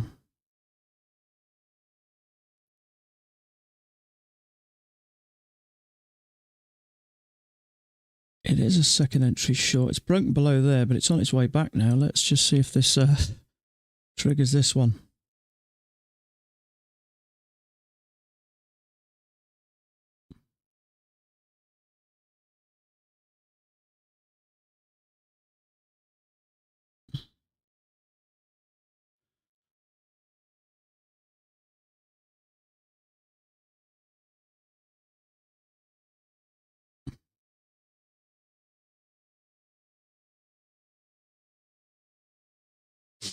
Trouble is, it's stacking up a bit now.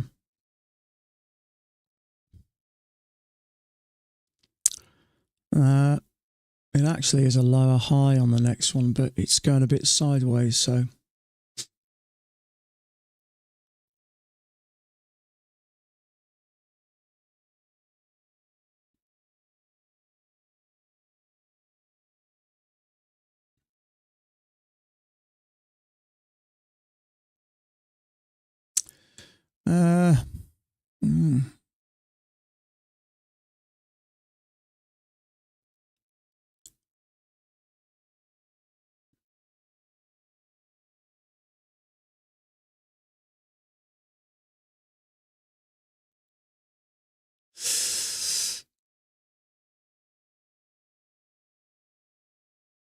Yeah, okay. It didn't get me the first Order time canceled. I got in and it came back, but when it came back, we had this then, and I'm thinking, oh dear, but it did work. I did get in here, but I'd missed it. Let's have a look. So that one, 3 points I'd have gone for, so it would have got 3 points. Oh well, it is what it is.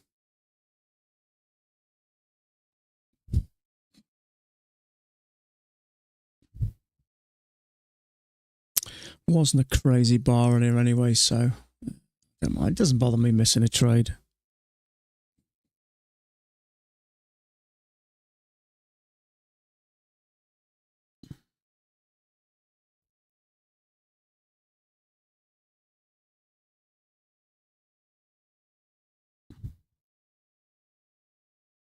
How far has that lower high come down?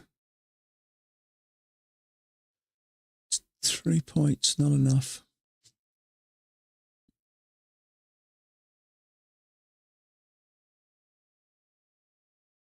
Yeah. Well, that lower high wouldn't have given me my 3 points.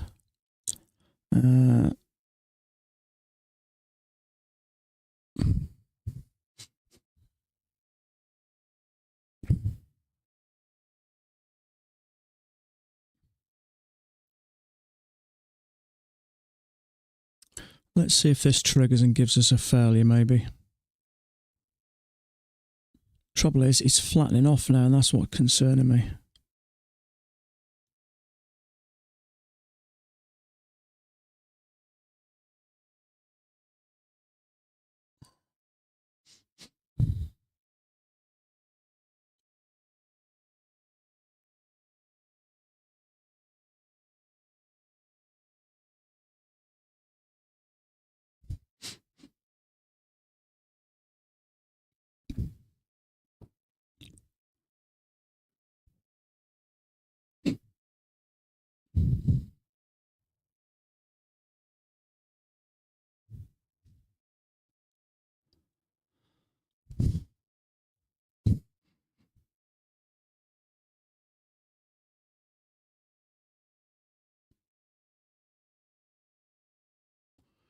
It's weird how it takes these levels out, isn't it? So that's the initial one I tried to get in. So that, about there, would have given me my 3 points. The lower high, I don't think would have done. No, it wouldn't. I'd have had to push through, and then it would have stopped me out. So the second entry short was the better option. There was maybe some longs there and there, so that move initially would have done, but I missed that move. I got in it came down, and then I sort of ummed and ahed when it came back, but the first one would have given me points, just the second one would have stopped me out. There's something about this I don't like. This whole section here is going sideways. Now we've had the possible overshoot and a break there. Does that mean? I don't know what it means. I don't know. It was fitting really lovely, and then we had that overshoot and an overshoot over here, and then we only got so far down, and then we're out the channel again. So I got mixed feelings here.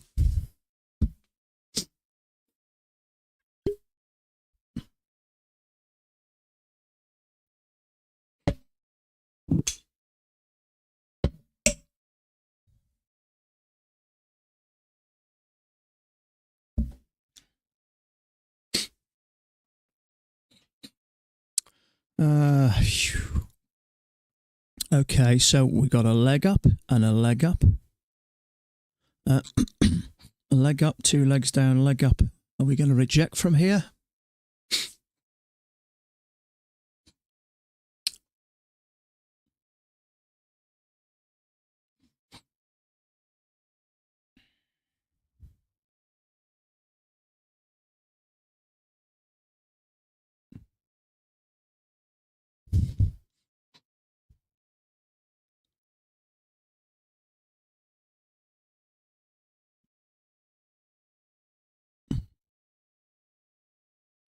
Yeah, so Dan never took a trade there. He left it. So it looked better on my other one. But the trouble is, the bar looked better, but it did look a little bit congested. I think it's probably going to make a second leg, and it would have worked. The lower high, by that time, it's stacked up. So I ummed and ahed and decided to leave it.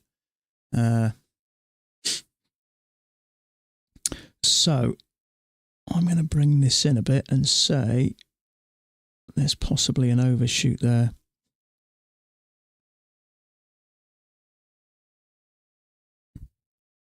Trouble is, some trades you get which are obvious and clear, others aren't so clear. You have to rely on experience, and if you don't take them, I just think it's something that as you get more experience you may start to, and that's with that one. I thought about it, but if ever I think for a few seconds, a lot of times I'll decide to leave it. If I've got to think too much about it, it's because there's too many variables.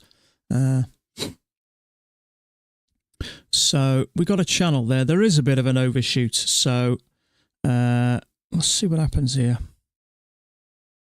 So we've had two legs up, but that to me looks like channel down. One attempt to go higher, two legs down, second attempt to go higher.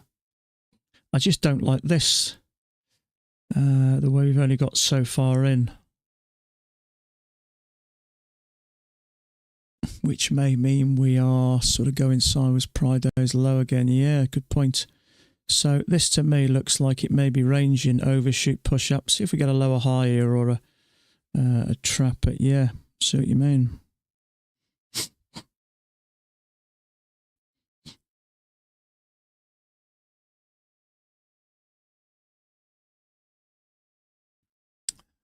See if we can maybe trap a few longs here.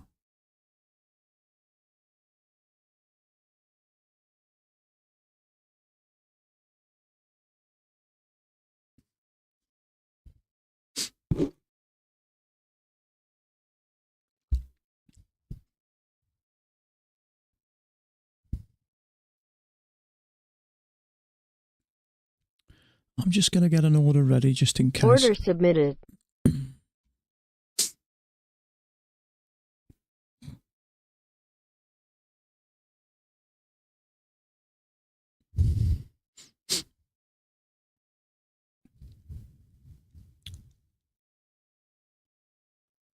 One, two, three. That would be a triple test, wouldn't it? See what happens here. See if we can trigger something.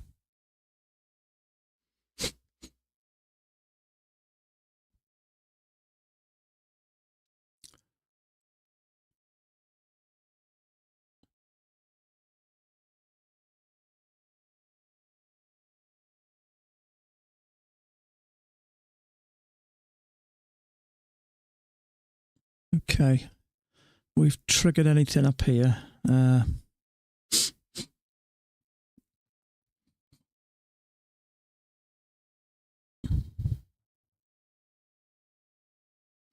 Any stops around here? See, I just don't like the way it's doing this. I mean, this can lead, an overshoot, if it is, can lead to a reversal. We've had two legs up, two legs down, and we could only get down here, so this is concerning me. This may start Order to push canceled. up a bit.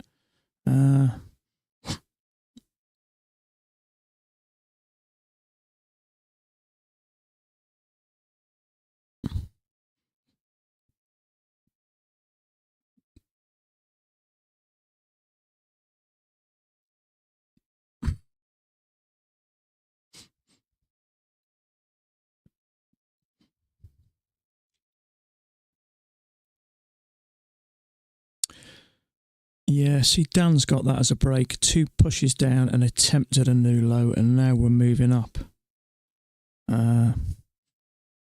If we can get a lower high off a bearish bar here, I'd have a go at that.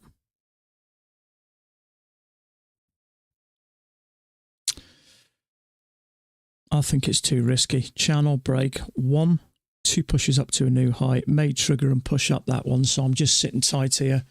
We have had two pushes and attempted a new low, so this is just making me a bit nervous here, what this is likely to do. Because we know with an overshoot can result in possibly in a reversal. Now I don't know whether that's going to be the case or not, but we broke above any possible stops here that we may have eaten up.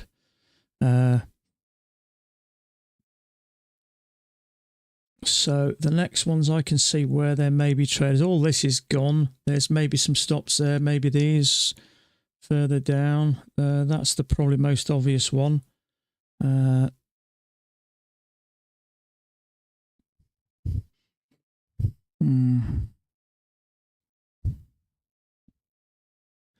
Just it's not in a rush to come back.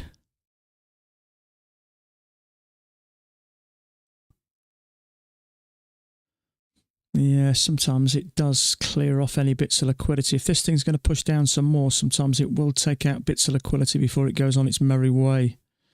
Or it could be reversing. Oh, whiskers today look like scalp stops, yeah.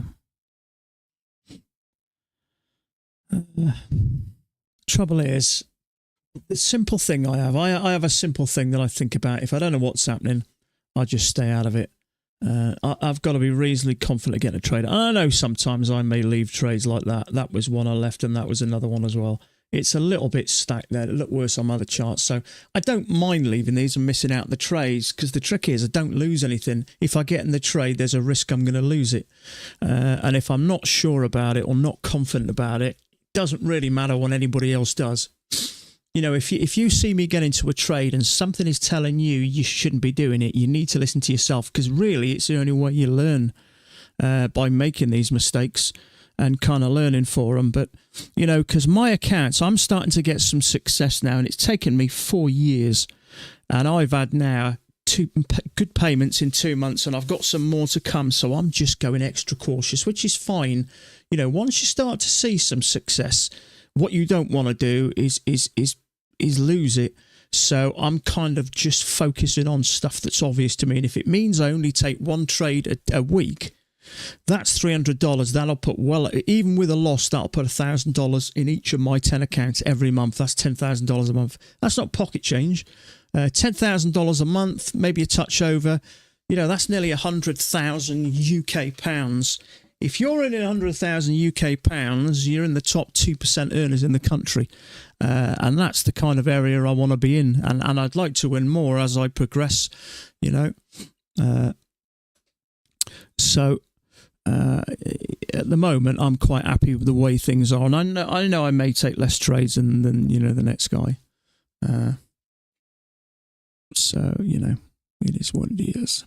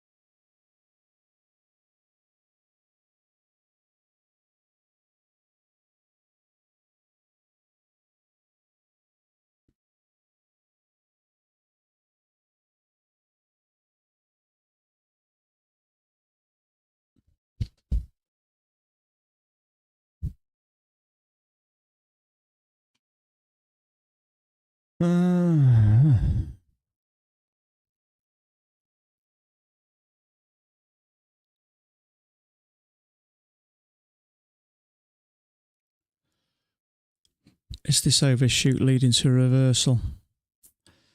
It's possible. Second entry short. Yeah, I wouldn't go short here just at the moment. You've got to give this a bit of space. Yeah. What's concerning me is this. I've got it as an overshoot. Some may not. But I had it here. It fits perfect. Fits perfect there, there, and there. I have to, you know, I have to accept the possibility that it's an overshoot. And it's funny, straight after that, we pushed up strong and had a correction. and had a breakout of here. Sometimes we just have a breakout, one side breakout. It's very similar to a range. A lot of the times with a range, we break out a range. I did a couple of weeks ago. I had a second entry long off there, and as soon as it triggered me and came down, I knew exactly what I'd done. Small break there, and then back in. So whether this is going to come back, I don't know. But the fact is, after we've kind of had this breakout here, breakout there, and then we had 2 legs down. We could only get down to this level, and then all of a sudden we're back out the channel. So my concern is now that this starts to work up. Now, how far it goes, is another thing. But I can't get involved in a short just yet, because at the moment there's a possibility that this thing may start to go up.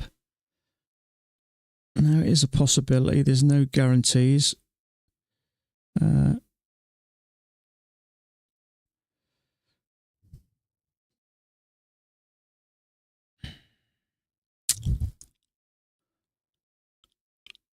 Trouble is, you guys can see my charts. I can't see yours, which is why I flick from time to time to Dan's Discord and Thomas Ways, just to see what their idea. Because if I'm not sure, it's nice to get a second opinion.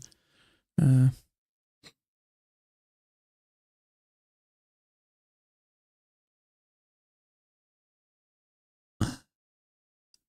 look at the 10k chart. I've got the 10k chart. Oh no, tonight it's the daily.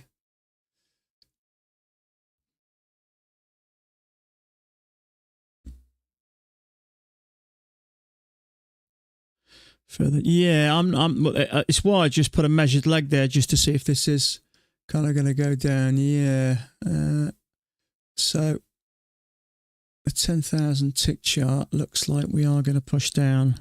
That kind of fits quite nice. Leg and a leg up and then down. So yeah, I usually have the 10,000 up. I had it as the daily at the time, but so whether this is it or not, I don't know. But the trouble is, we've had a break, 2 pushes, and we've attempted it. So you just don't know whether we're going to push up, hit this area, go sideways. It's just, a little bit unclear at the moment.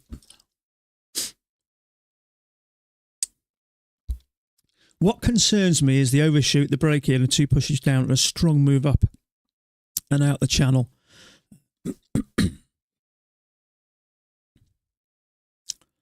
So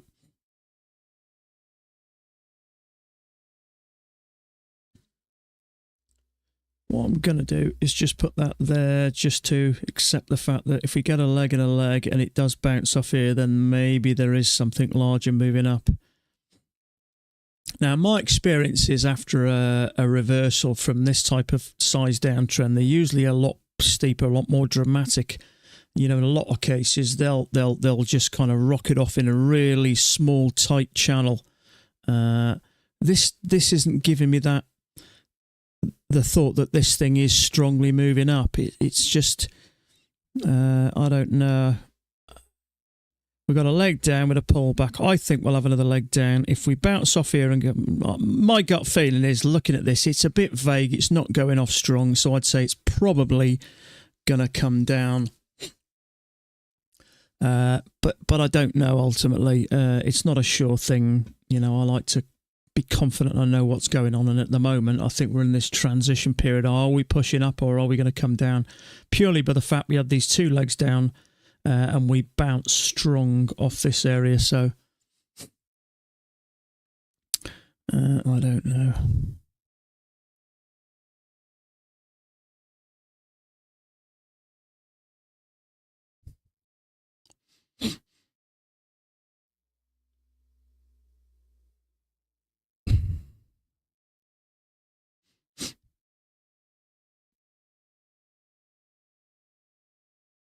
Maybe this big downtrend is an overshoot. Okay, so Dan has just put that on. Literally 29, 1 minute ago. Maybe this big downtrend is an overshoot. To be honest with you, if you look how well it fits at the top perfectly, perfect touch, perfect touch, perfect touch. It's fitting at the bottom as nice, and then we drop out, which tells me I have to pay attention to that. Which means it may be going up. It doesn't look like a strong type of reversal pattern to me. Yeah, someone else has just put that on now. See, I noticed people pull that line down, but when we've touched 3 nice times, I think bringing it down quickly sometimes can get you into more trouble. But you know what I mean? I've just got mixed feelings at the moment, and that's fine. You know, a lot of time sat in front of the charts, you have got mixed feelings, or for lack of clarity, for want of a better word, which is I think we got here. So it is a leg down, and we are coming down, but we are finding some, I don't know, still in play until we reach beyond 50-60%. Yeah. I mean, with the overshoot, though, we know an overshoot can result in a complete reversal, but it doesn't strike me as strong as in the way of reversal. So I'm inclined more on believing that this is probably going to go down, but I'm not so sure.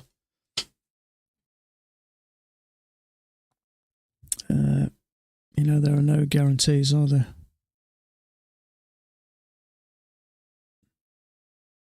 But unfortunately, a lot of time when you're trading is sitting through times. If you knew what was going on, you'd be going, okay, let's drop an order in here or whatever. But so much of trading is when things happen.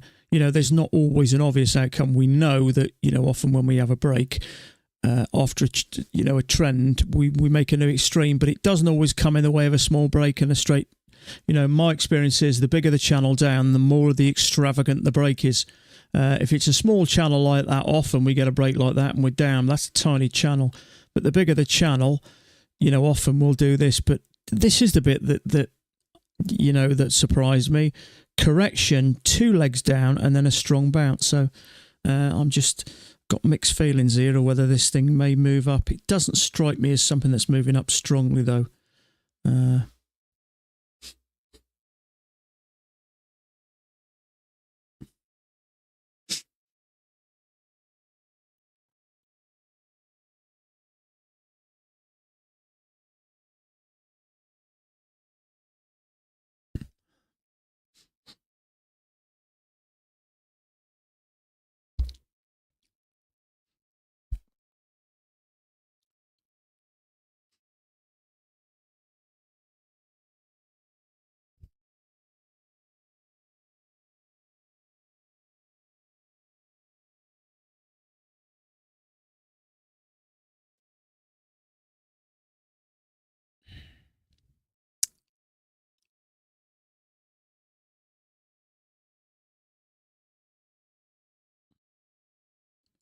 So there's a little micro channel down there with one attempt to go higher, second attempt to go higher.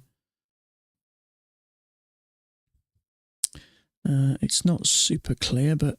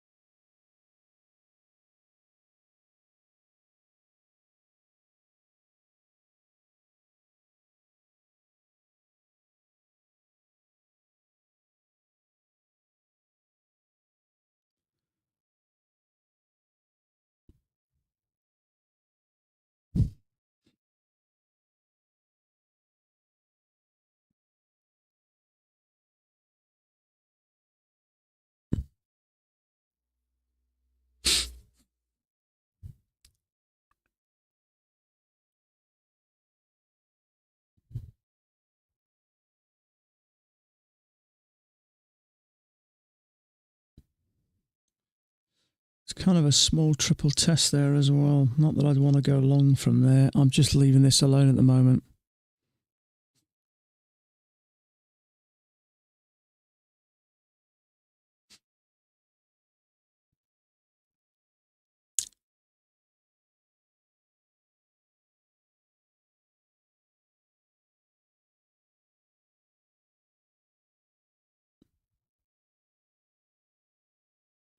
See, let's just have a quick look at this 10,000 tick chart, expecting the low from the downtrend. Yeah, I'm open to that fact. Yeah, we've had an overshoot, and sometimes that won't happen after an overshoot. But what I like this is the 10,000 tick chart. We got kind of a leg and a leg. We got a big bearish bar here, and look at that bearish bar. It's triggered, and this thing's starting to move up. So I'm not so sure You know what I mean? Is this going to take this level out? You wouldn't expect that. You know, we got two legs or a leg and a leg up out. Big bearish bar, trapping the longs, and all of a sudden it triggers, and now this thing's moving up. So we know, though, if you watch videos of Max, after an overshoot, it can result in a reversal. My experience is it does one or two things. It either has a complete reversal, it has a correction, and often break out of one side or break out of the other.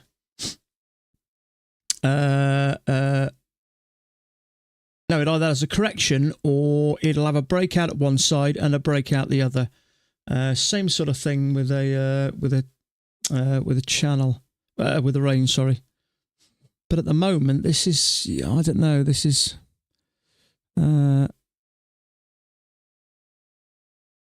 Yeah, see, Dan's got this as a possible. So he's more or less thinking the same lines as me. He had that line down there initially, but then he did mention he's thinking about an overshoot. And if it is an overshoot, it can result in reversal. Now, we had two legs up here, but now is this moving up? Because of that, you have to pay attention that we've had an overshoot when it could push the market up. So, I don't know. As I say, there are no guarantees.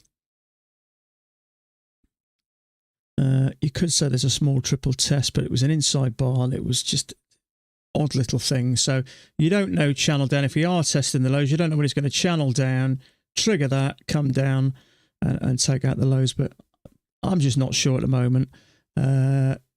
This kind of area here is looking like it might be ranging up, down, up, down. But having said that, often with a really big channel down, it will take this scenic route to make a new low. This doesn't strike me as a strong moving reversal. This, I think, is more like the scenic route, which is unclear, and eventually it will work down. So I'm putting my money on that.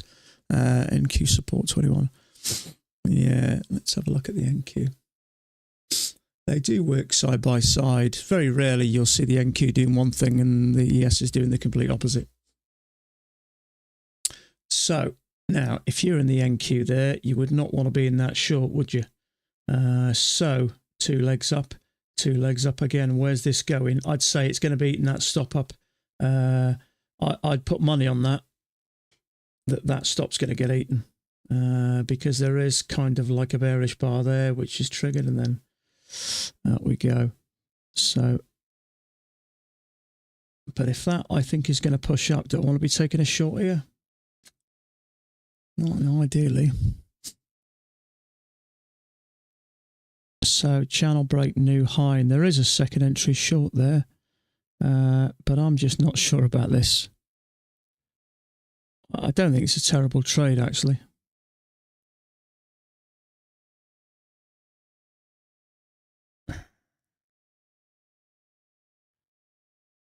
I'm tempted to take that. Order submitted. Trouble is, it's bloody massive now.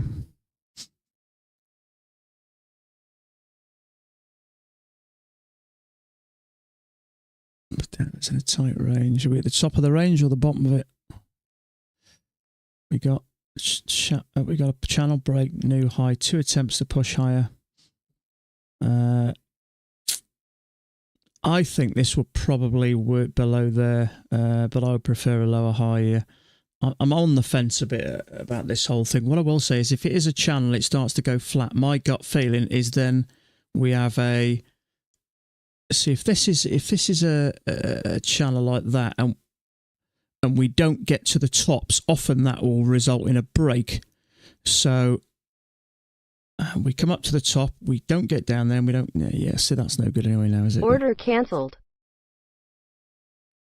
So, I got mixed feelings here. So, look, just when you think... I mean, it never triggered anyway, so...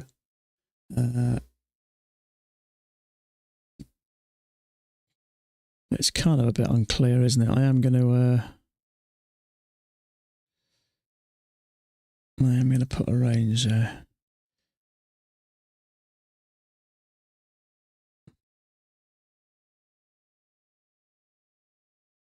see, we're struggling to get to the top, which usually results in a break, which means this coming down. So it hasn't triggered anyway, whether it will or not. I don't think it's a terrible trade. It is a second entry short, but it's not a triple test. We're testing yesterday's lows again. Yeah, we are, aren't we? What worried me about this is it crossed over and pushed up. It didn't trigger, so you can't really take it anyway. So to me, there's a lot of mixed feelings about what's going on here.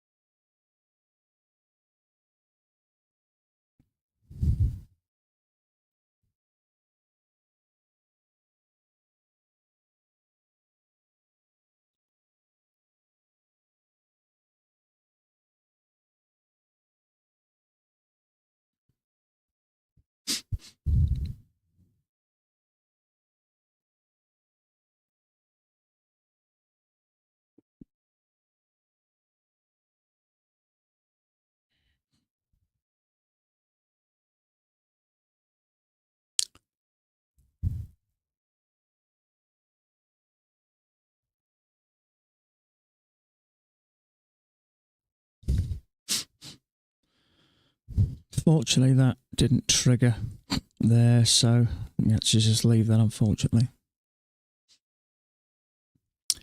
Next one on my other chart was an inside bar. Can't take that.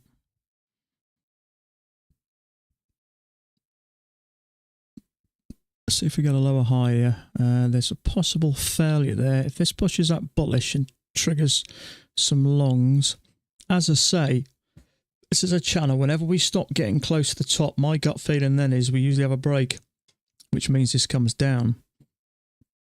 Now, there's probably going to be some stops there, but I don't want to get into a trade here with a 16-tick bar and then put it another 4 ticks above this.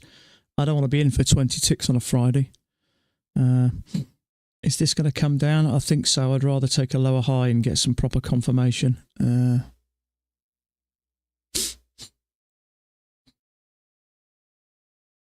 It'd be nice to get a bullish bar in, trap some longs maybe. So I'd appreciate it if anybody with any live accounts buys a little bit here for me.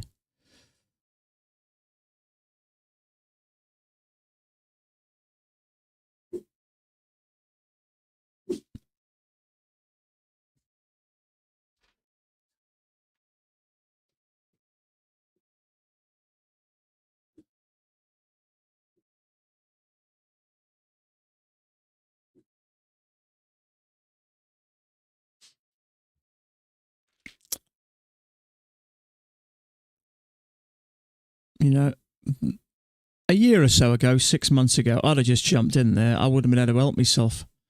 Although I think there's a good chance it's going to come down, it's not part of my strategy to get in on a bar like that, so I can't take it.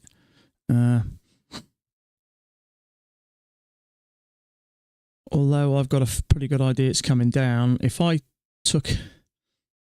got into a trade there, see, my stop would have to go there. That's nearly $500 times 10. I don't want to lose $4,700 plus fees on a Friday just because I think it's going to come down, although it doesn't give me setup. So unfortunately, I've just got to let it go. It doesn't bother me. It used to do my skull in. I couldn't help myself but get into it. But now it's different now because I've realised the hard way that when you don't follow your rules and you jump in because you think something's going to happen, although you haven't got a signal bar, you're going to get battered. You'll get away with it from time to time, but you'll get battered. And you just, you know, it's times like this where I think there's no way I can get in there compared to how I used to think. And that's when you realise you've kind of developed slowly as a trader. You know, if you were losing weight and you stood in front of the mirror 24 hours a day, you probably wouldn't notice it. But if you stand in front of it once a week, you'll see a difference. And that's kind of the thing with it's hard to notice that you are improving as a trader, but it's just little things, how you think now, and then you get little memories about what you used to do, tells you you've changed and developed. But it happens it's happened slowly over 4 years, which is quite a long period of time, really, for something to happen very slowly. I still take the odd impulsive trade sometimes, but it's usually still when it's a setup, although it may be a little bit congested. If I feel confident enough to take it, I'll take it. You know, I see Mac marking some trades that I wouldn't take, but he believes in them because he's done them for so long. So you kind of, I joke around sometimes about being able to copy Dan's trades because I know he's a successful trader. But I know it's not going to do me any favours because all copying does is makes you money until they decide to stop showing you their trades, and then you're screwed. So the best thing to do is to use their bit of guidance, I just take those trades. I'm not sure on a sim. Yeah, that's an idea as well. Yeah, that's an idea. I based on what I'm seeing in rejection, I think there's a good chance it's going to come down. But that bar I didn't really like. It's a little bit stacked up, and that one is kind of, it's not trapping anything. So, yeah, absolutely, yeah. That's the thing, when you know what the market did. Do you know what I mean? It's kind of easy, isn't it? You can spot trade so much easier when you know what happened. But at the time, you have to rely on your judgment and experience. And when you've spent 4 years failing at something, it's very hard, really, to kind of believe yourself. Well, that's where the start of getting some consistency helps to grow your confidence and self-belief. I've had money now 2 months in a row, and I foresee now that I'm going to continue to do that. And as I get month after month, my confidence and self-belief is going to start to grow. And when I see what I think of these trades, that maybe a little bit, Mac talks about, most of you should stay away from these trades, blah, blah, blah. You need to be experienced. I absolutely believe that. Take the straightforward, obvious trades your best way, and then you can slowly grow on those ones that take, those a little bit more kind of, advanced trades. I know Mac did. That trade I took yesterday, I got out of in the end, but it did work. I noticed Mac did mark it, which I was pleased about because I did like it. I always like it when Mac marks it. I don't think there's a lot of trades I take that he doesn't. Let's just have a look at it if I can find it. See, the trouble is we've had 2 legs up, we've had 2 legs down and a bullish bar off this. So what is this going to do now? Leg and a leg. Is this going to push up? It certainly could do. I certainly wouldn't want to go long here, and I wouldn't want to go short here.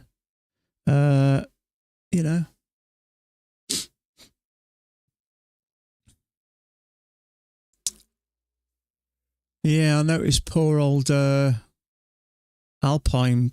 He lost about 25, 30 grand yesterday. He had counts of 2.5 to 3.5 grand, and he lost all 10 of them.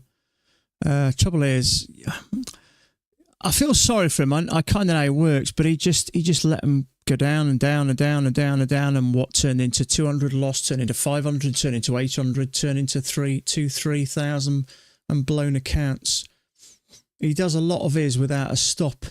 And the trouble is, you have to set a certain risk. However you do it, it's fine, but you have to set a certain period in a trade where you have to get out. Sorry about that. Where you have to get out, and he kind of just let it go and go and go. And let me just have a look at this. We're probably headed back to the trend line. The trade I took was that one there. We had a channel break, new high, and a lower high. So we had that channel down, channel break, new high, lower high. I took it. If you remember rightly, I had my order just below that line, but then it went really slow, so I got out for 1.5 points. But I think it was 2 ticks below there was my 3 points. So it kind of did what it was supposed to do, but that's the trouble is, when and I still consider 4 years as a relatively newer trader. Sometimes when things start to go slow, you start to lose confidence and you start to question it. But based on what I can see there, clearly 2 attempts push up, and it did what it was supposed to do. All I wanted to do was to take out that level there. So I like it when he takes it, but because there's so many failures in trading, it does take a long time to start to believe. You start to believe in believe in yourself, and that, it's like anything. With experience comes confidence, and as my experience grows, and as these regular monthly payments start to come out in consistency, and as far as I'm concerned, if you can take 6 months of consistent payments out every month without fail, you're a consistent trader. Sporadic months here or there, maybe not, but 6 months in a row, there's no reason why you can't continue. And when you do that, you'll start to kind of believe yourself, and that you'll sit and hold and wait for what you describe as where you want to take your points. I do get out from time to time early, and 9 times out of 10 it'll go where I wanted it to. So overall I'll be better off holding, but that'll come in time.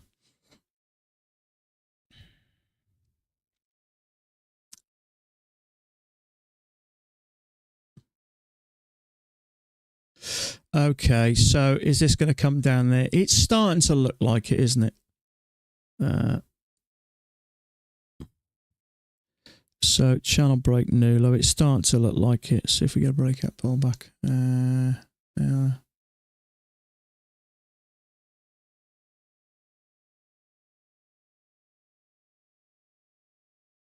I'm interacting with the AI. I gave him Max PDF, asked him if he could watch all of Mac's videos of probably 2.5 hours and develop an algorithm that operates and thinks like Mac. He says he can do it. Has anyone tried? No. I think the challenge there straight away is watching 2,500 videos. But no, fair play if you can do that. Algorithms work, don't they? I've looked at some of the prices of these algorithms. Some of them are $20, $30, $40. Some of them are $5,000, $6,000. I'm guessing they're the ones that work better. I still like to think you've still got the human factor, but sometimes when I say that, the human factor is the one thing that makes us bad traders. Just that human factor. Once you're a skilled trader, then yes, but as a newer trader, an AI can follow a discretionary system. Interesting. Fascinating, isn't it? Really, all that sort of stuff. I know very little about AI. I kind of know what it stands for, but that's about as far as my skill level climbs. But, that's the way. I don't know whether institutions are going more that way now, are they? I think they probably are. One, you haven't got to really pay AI, have you? You just got to pay someone who understands it and who can program it and update it. But traders cost money, don't they? Traders have emotions and they cost money. The problem with Start Mac himself, very inconsistent. Yeah, I mean, there's a certain... Say computers. I mean AI. It's artificial intelligence. It's a computer, isn't it? Really, it's a clever computer system that's programmed to kind of understand and work and grow. But I don't know. A lot of people think that's the way the world's going to go. Is it good for the human race? Well, who knows? It's going to take away jobs. I remember when computers first. I remember the first computer I bought 25 years ago, 30 years ago, 30 years nearly, 28 years ago. And they've changed and developed. So many. Computers are doing the work of so many people nowadays. Is it will we kind of pricing ourselves out of an industry or what? No, I don't know. Do they make life better? I think so. But you've got that sort of sell-off, haven't you? But that's technology. It moves on. It's a fact of life.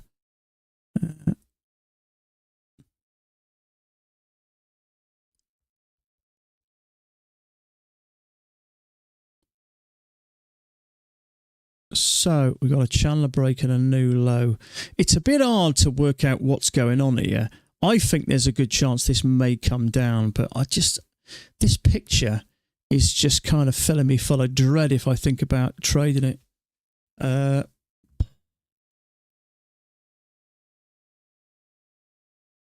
So breakout pullback.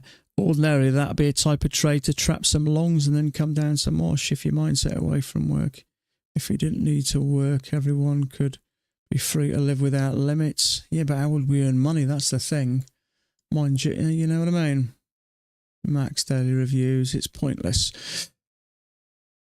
I agree with you to a degree there, yeah. I like to watch them purely because I like to get into the head of the guy himself. But I think for a newer trader personally, and the way I used to look at it is, why am I not seeing 15 high probability trades a day? And it used to kind of make me feel a bit inadequate. So from that point of view, I understand it. But yeah, I more watch him just to see what he's got to say. Yeah, I suppose so. Yeah. And then we'd all end up overweight and dead at 40 with heart disease, wouldn't we? So we'd lose the social aspect of work. I mean, the social side of work is just as important as going out, and earning the crust, isn't it? All those green trades. Yeah. He'll have been asked the question. He does it the way he does it, doesn't he? Perhaps he just knows more than we do. Perhaps we're missing something. I don't know. So, there's a breakout pullback. Well, I want to go short here. Not on a Friday. Yeah. The trouble is, he puts riskier trades, but every single riskier trade he puts works. I would love to see some more clarity. I would like him to say, okay, the trades I think that you could have taken in real time is that one, and that one. Because the trouble is, when you're marking a chart based on what you can see in front of you, it's very easy to say that second entry worked. That second entry long triple test worked. But at the time, when you got an inside piddly bar, we don't know that it's going to go up. Do you know what I mean? So I'd like to see, and that's interesting. We push up there and we clear out any possible stops and see some rejection. Trouble is, it's only a first entry.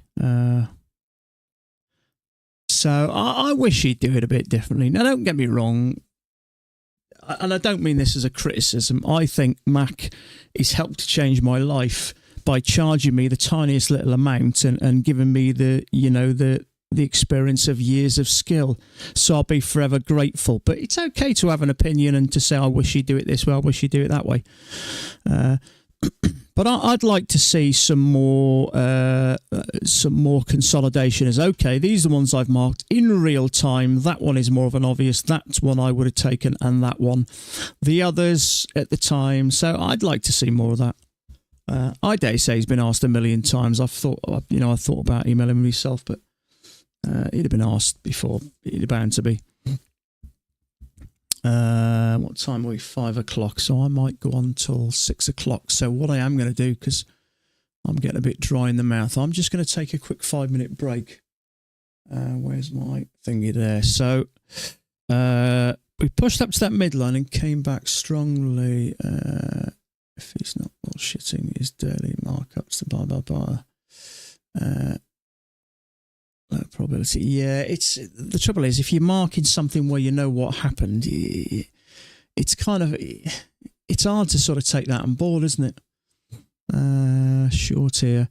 I like the fact that we've had rejection, but I'm not short here at the moment because I'm just not sure about what's going on. Not only that, we've got a relatively bearish bar. We've triggered, and this thing looks like it may be pushing up. So I think this is going sideways at the moment. So I wouldn't want to short, possibly to the bottom.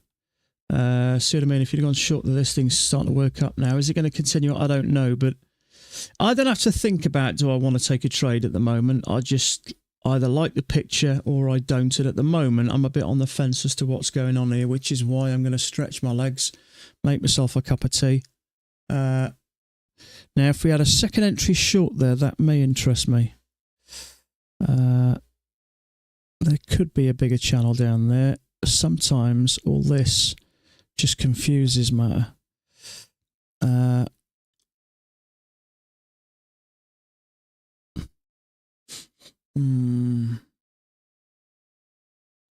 Yeah, it can be hard to follow sometimes, I've got to say.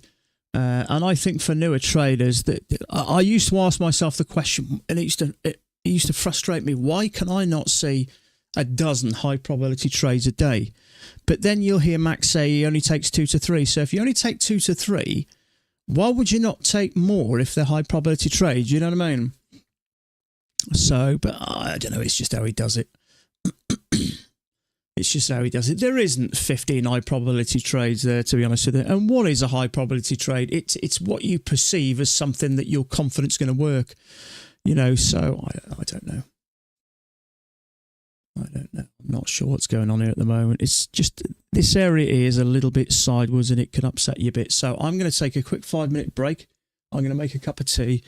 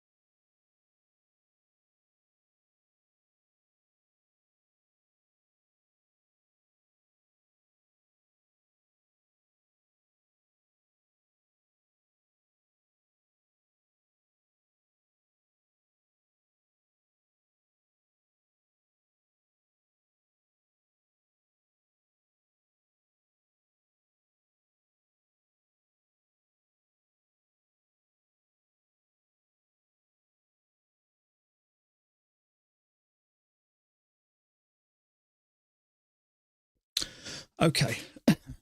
I haven't missed anything, have I?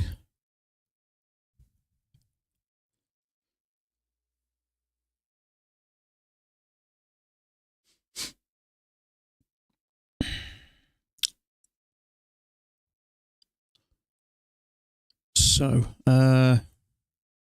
where is this thing going? So let me just have a little look at this. So we've got a channel with a break and a new high. 1, 2, 3 triple test. It's very tempting, that.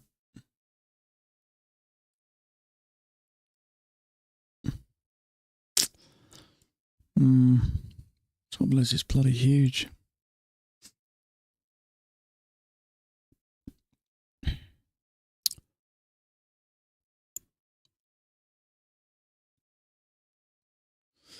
Or 5 ticks. Yeah, things are a bit different nowadays, aren't they? It's just, I'm not sure about what's going on here, really. I've got mixed feelings. Now, there is a big bearish bar there, which may drop down, but it might not. I don't really want to get in for 14 ticks. Tick above, tick below, 16 ticks.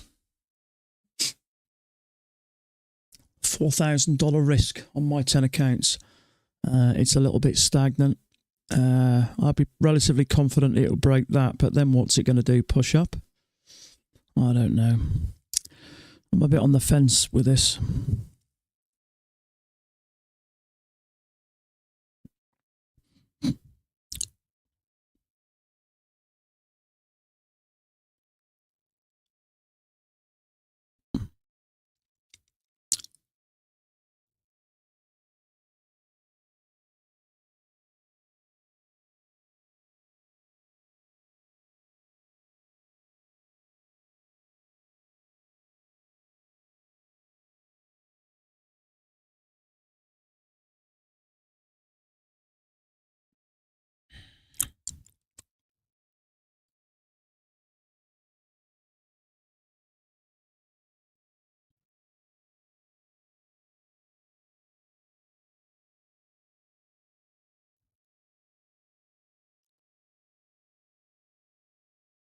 Do you know what? I've seen this before, and I've been that focused on this market has to go down and break these lows that I've ended up getting trapped and the thing's rocketed up. So I never assume anything nowadays. I never just assuming something must happen. If that bar had been a little bit small, I may have had a go at that. I wanted a little bit of distance below there to get at least something out of it, but the fact that it ended up there, and I mean, you can always sort of draw this, really, couldn't you, and go, is this a little bit sideways?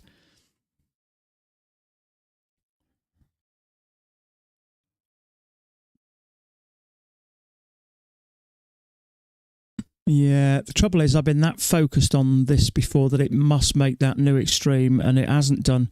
Occasionally, it hasn't done, and it just continues. You know what I mean? The trouble is, because of that overshoot, it could send it into reversal, so it may not come down. That's always that possibility. And there's sometimes you can get that focused on, I must find a way down, that it tends to mess you around.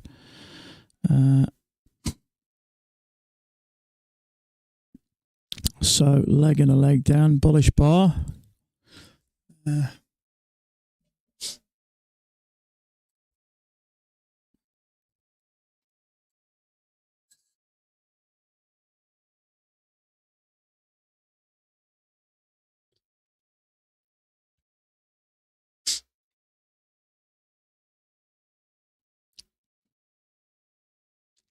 I know Dan didn't take that. He didn't take it the lower high. It is a little bit sideways. Yeah,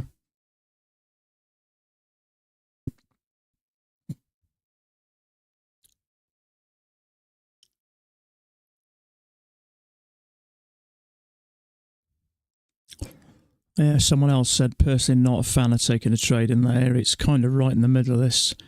In fact, let's get a little bit more clarity.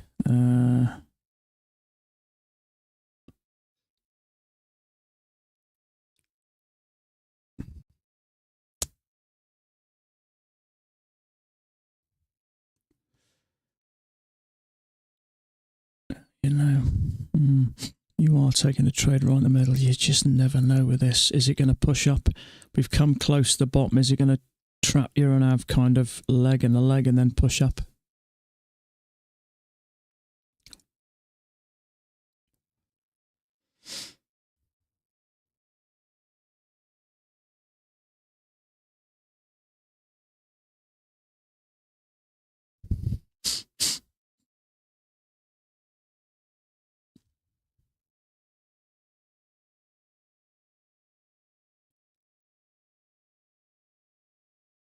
Yeah, it does look like it's going that way.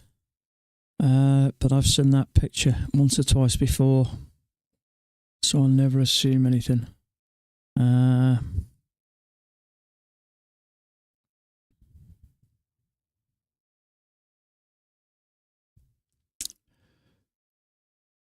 We kind of got a channel up and then a channel down. It's a bit weird, isn't it?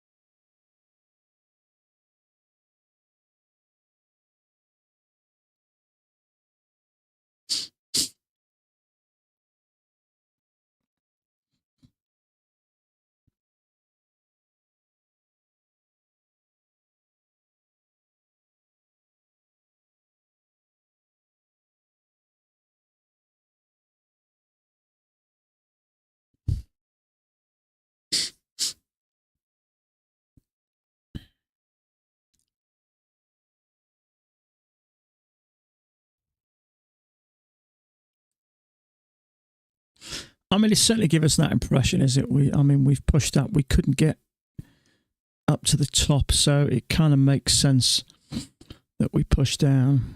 But there are no guarantees. That would take us below all these possible stops here. So I'd say it's probably going to happen. The trouble is we may get two legs up here and retest this area before it comes down, which I kind of prefer. Then we may have an option to get in there, but sometimes it just has the tiniest to break and then down it goes.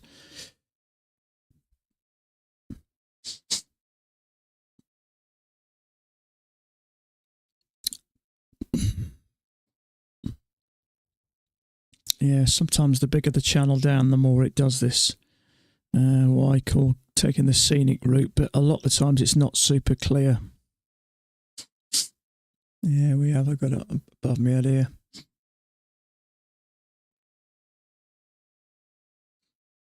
Trouble is, on the NQ, we have had this down, and we've also had two legs, so you don't know whether it's going to pull back somewhat. If this pulls back up to that EMA, chances are this may follow it.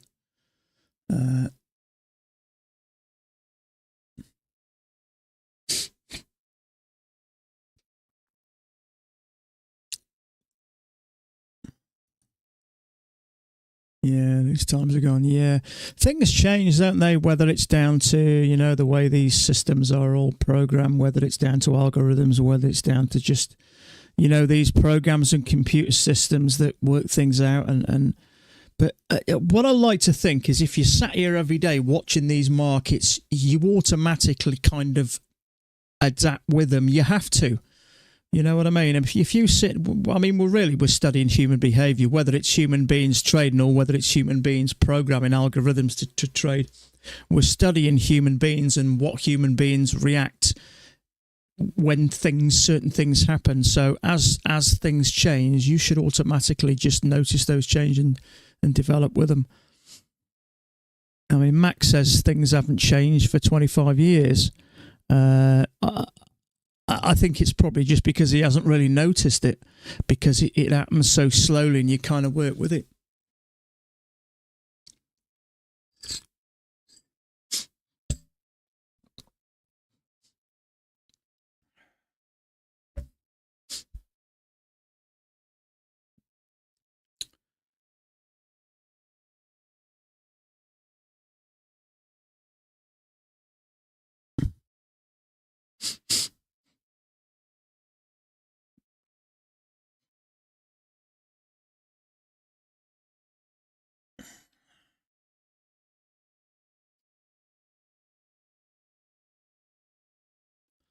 Okay, so there's that measured move. So a leg and a leg down. We're a tick off the bottom.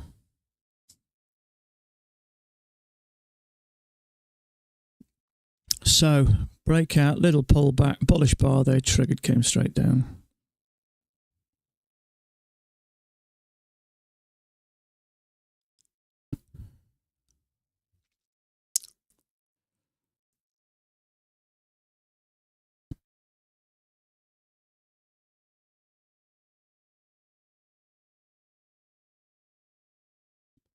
Okay, new low. So that's played out.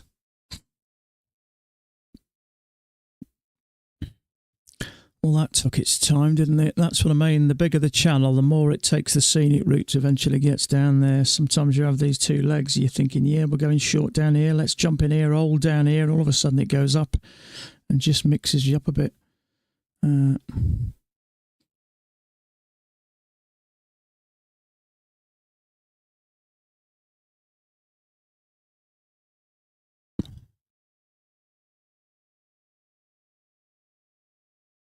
So now let me have a look at the daily.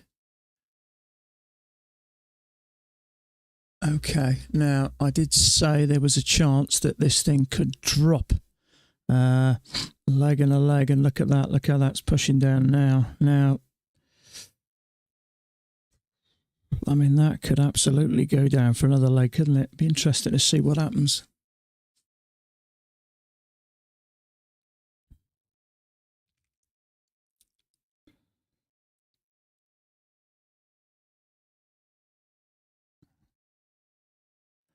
So let's I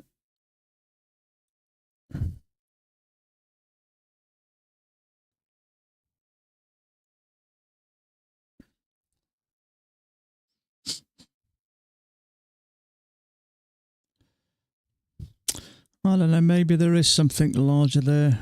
Not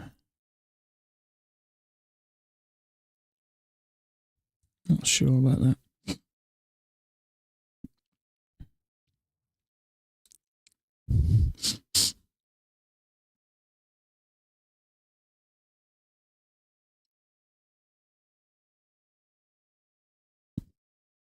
Trouble is, you could put that like there, technically we've had a break and a new low, so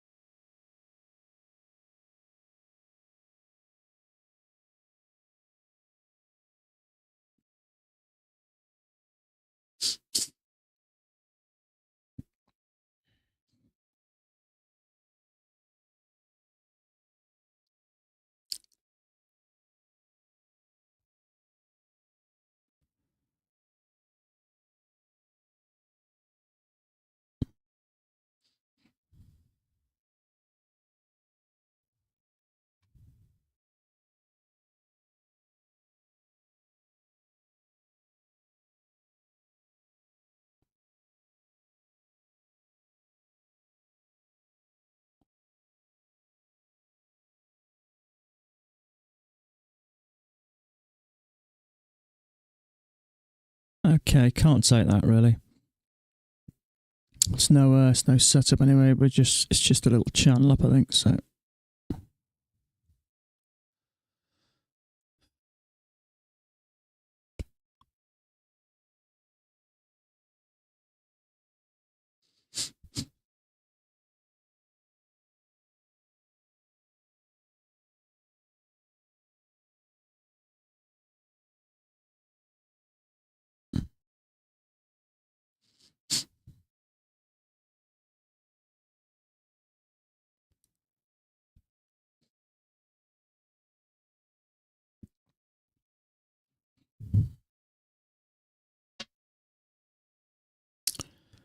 I'm going to assume we've had a channel down and a break.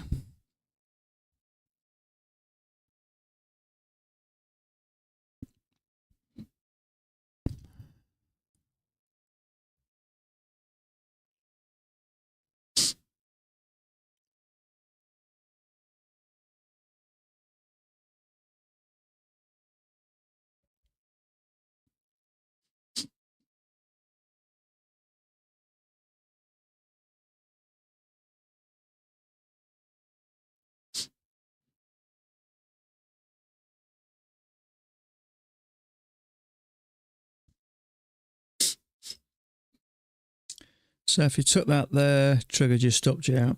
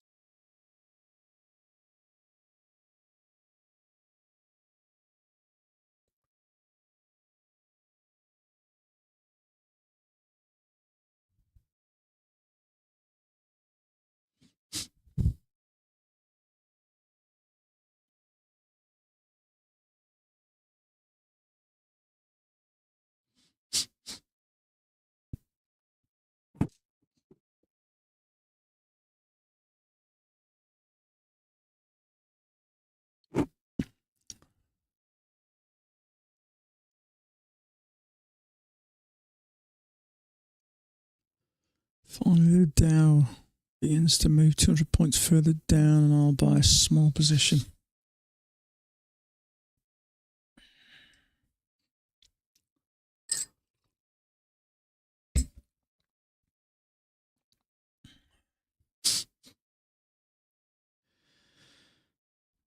This is just congested. I like to think this is going to test this area.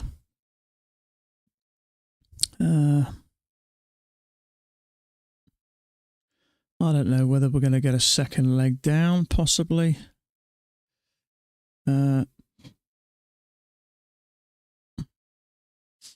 See, technically that's played out now, so it could reverse. Will it? Guess is as good as mine. Where did that come from?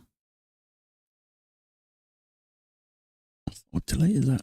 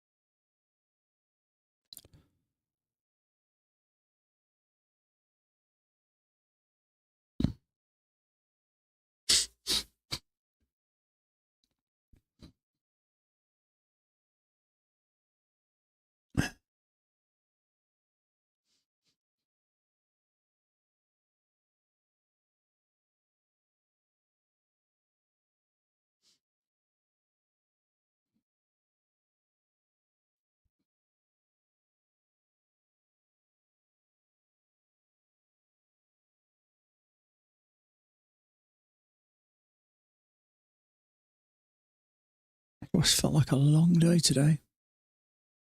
And I've been going for 3 hours. That's felt like a long day today.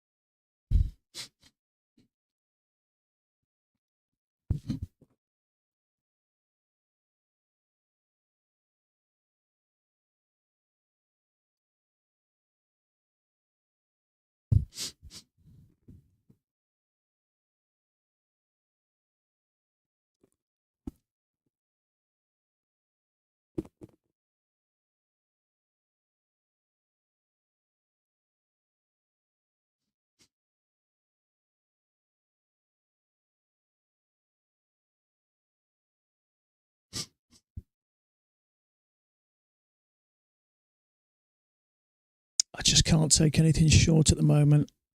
When it's doing this, especially after a new low and a breakout of this possible range, a lot of the times we'll do this and come up and retest this or pull back into it. So at the moment, this is just going slowly, which concerns me. Sometimes the slower this comes down, the quicker it goes up. So I can't get into any trades here at the moment. There's no real patch setups. The only one you could argue is that one there, but then it's stacked up. And is it going to retest this? So nothing I can do with it. It may come down, who knows. It's not the easiest when it's doing all this sort of stuff up at this angle, straight up and then off at this angle. It's just hard to read.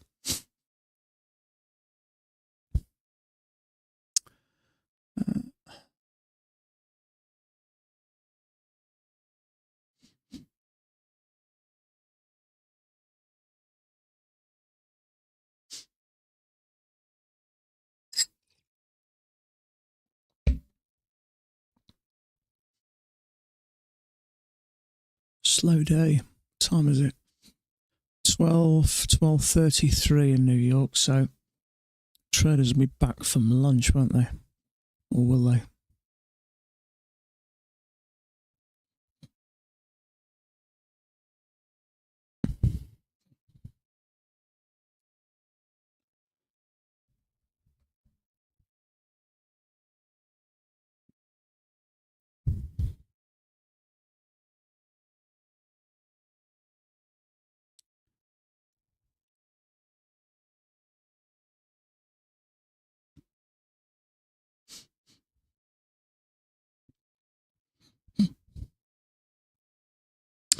I like to think there's going to be some short stops in and around this area.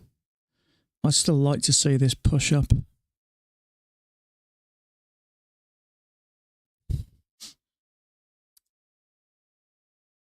Okay, I think I'm done for today, folks.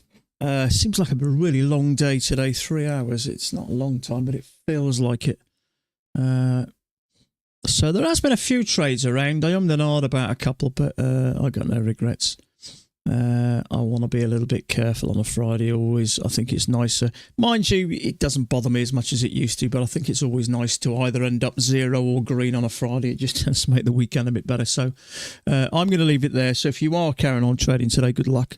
I hope you get some sort of movement, but it's just got a bit stagnant now. So I'll be back on Monday and we'll do it all again. So have a great weekend.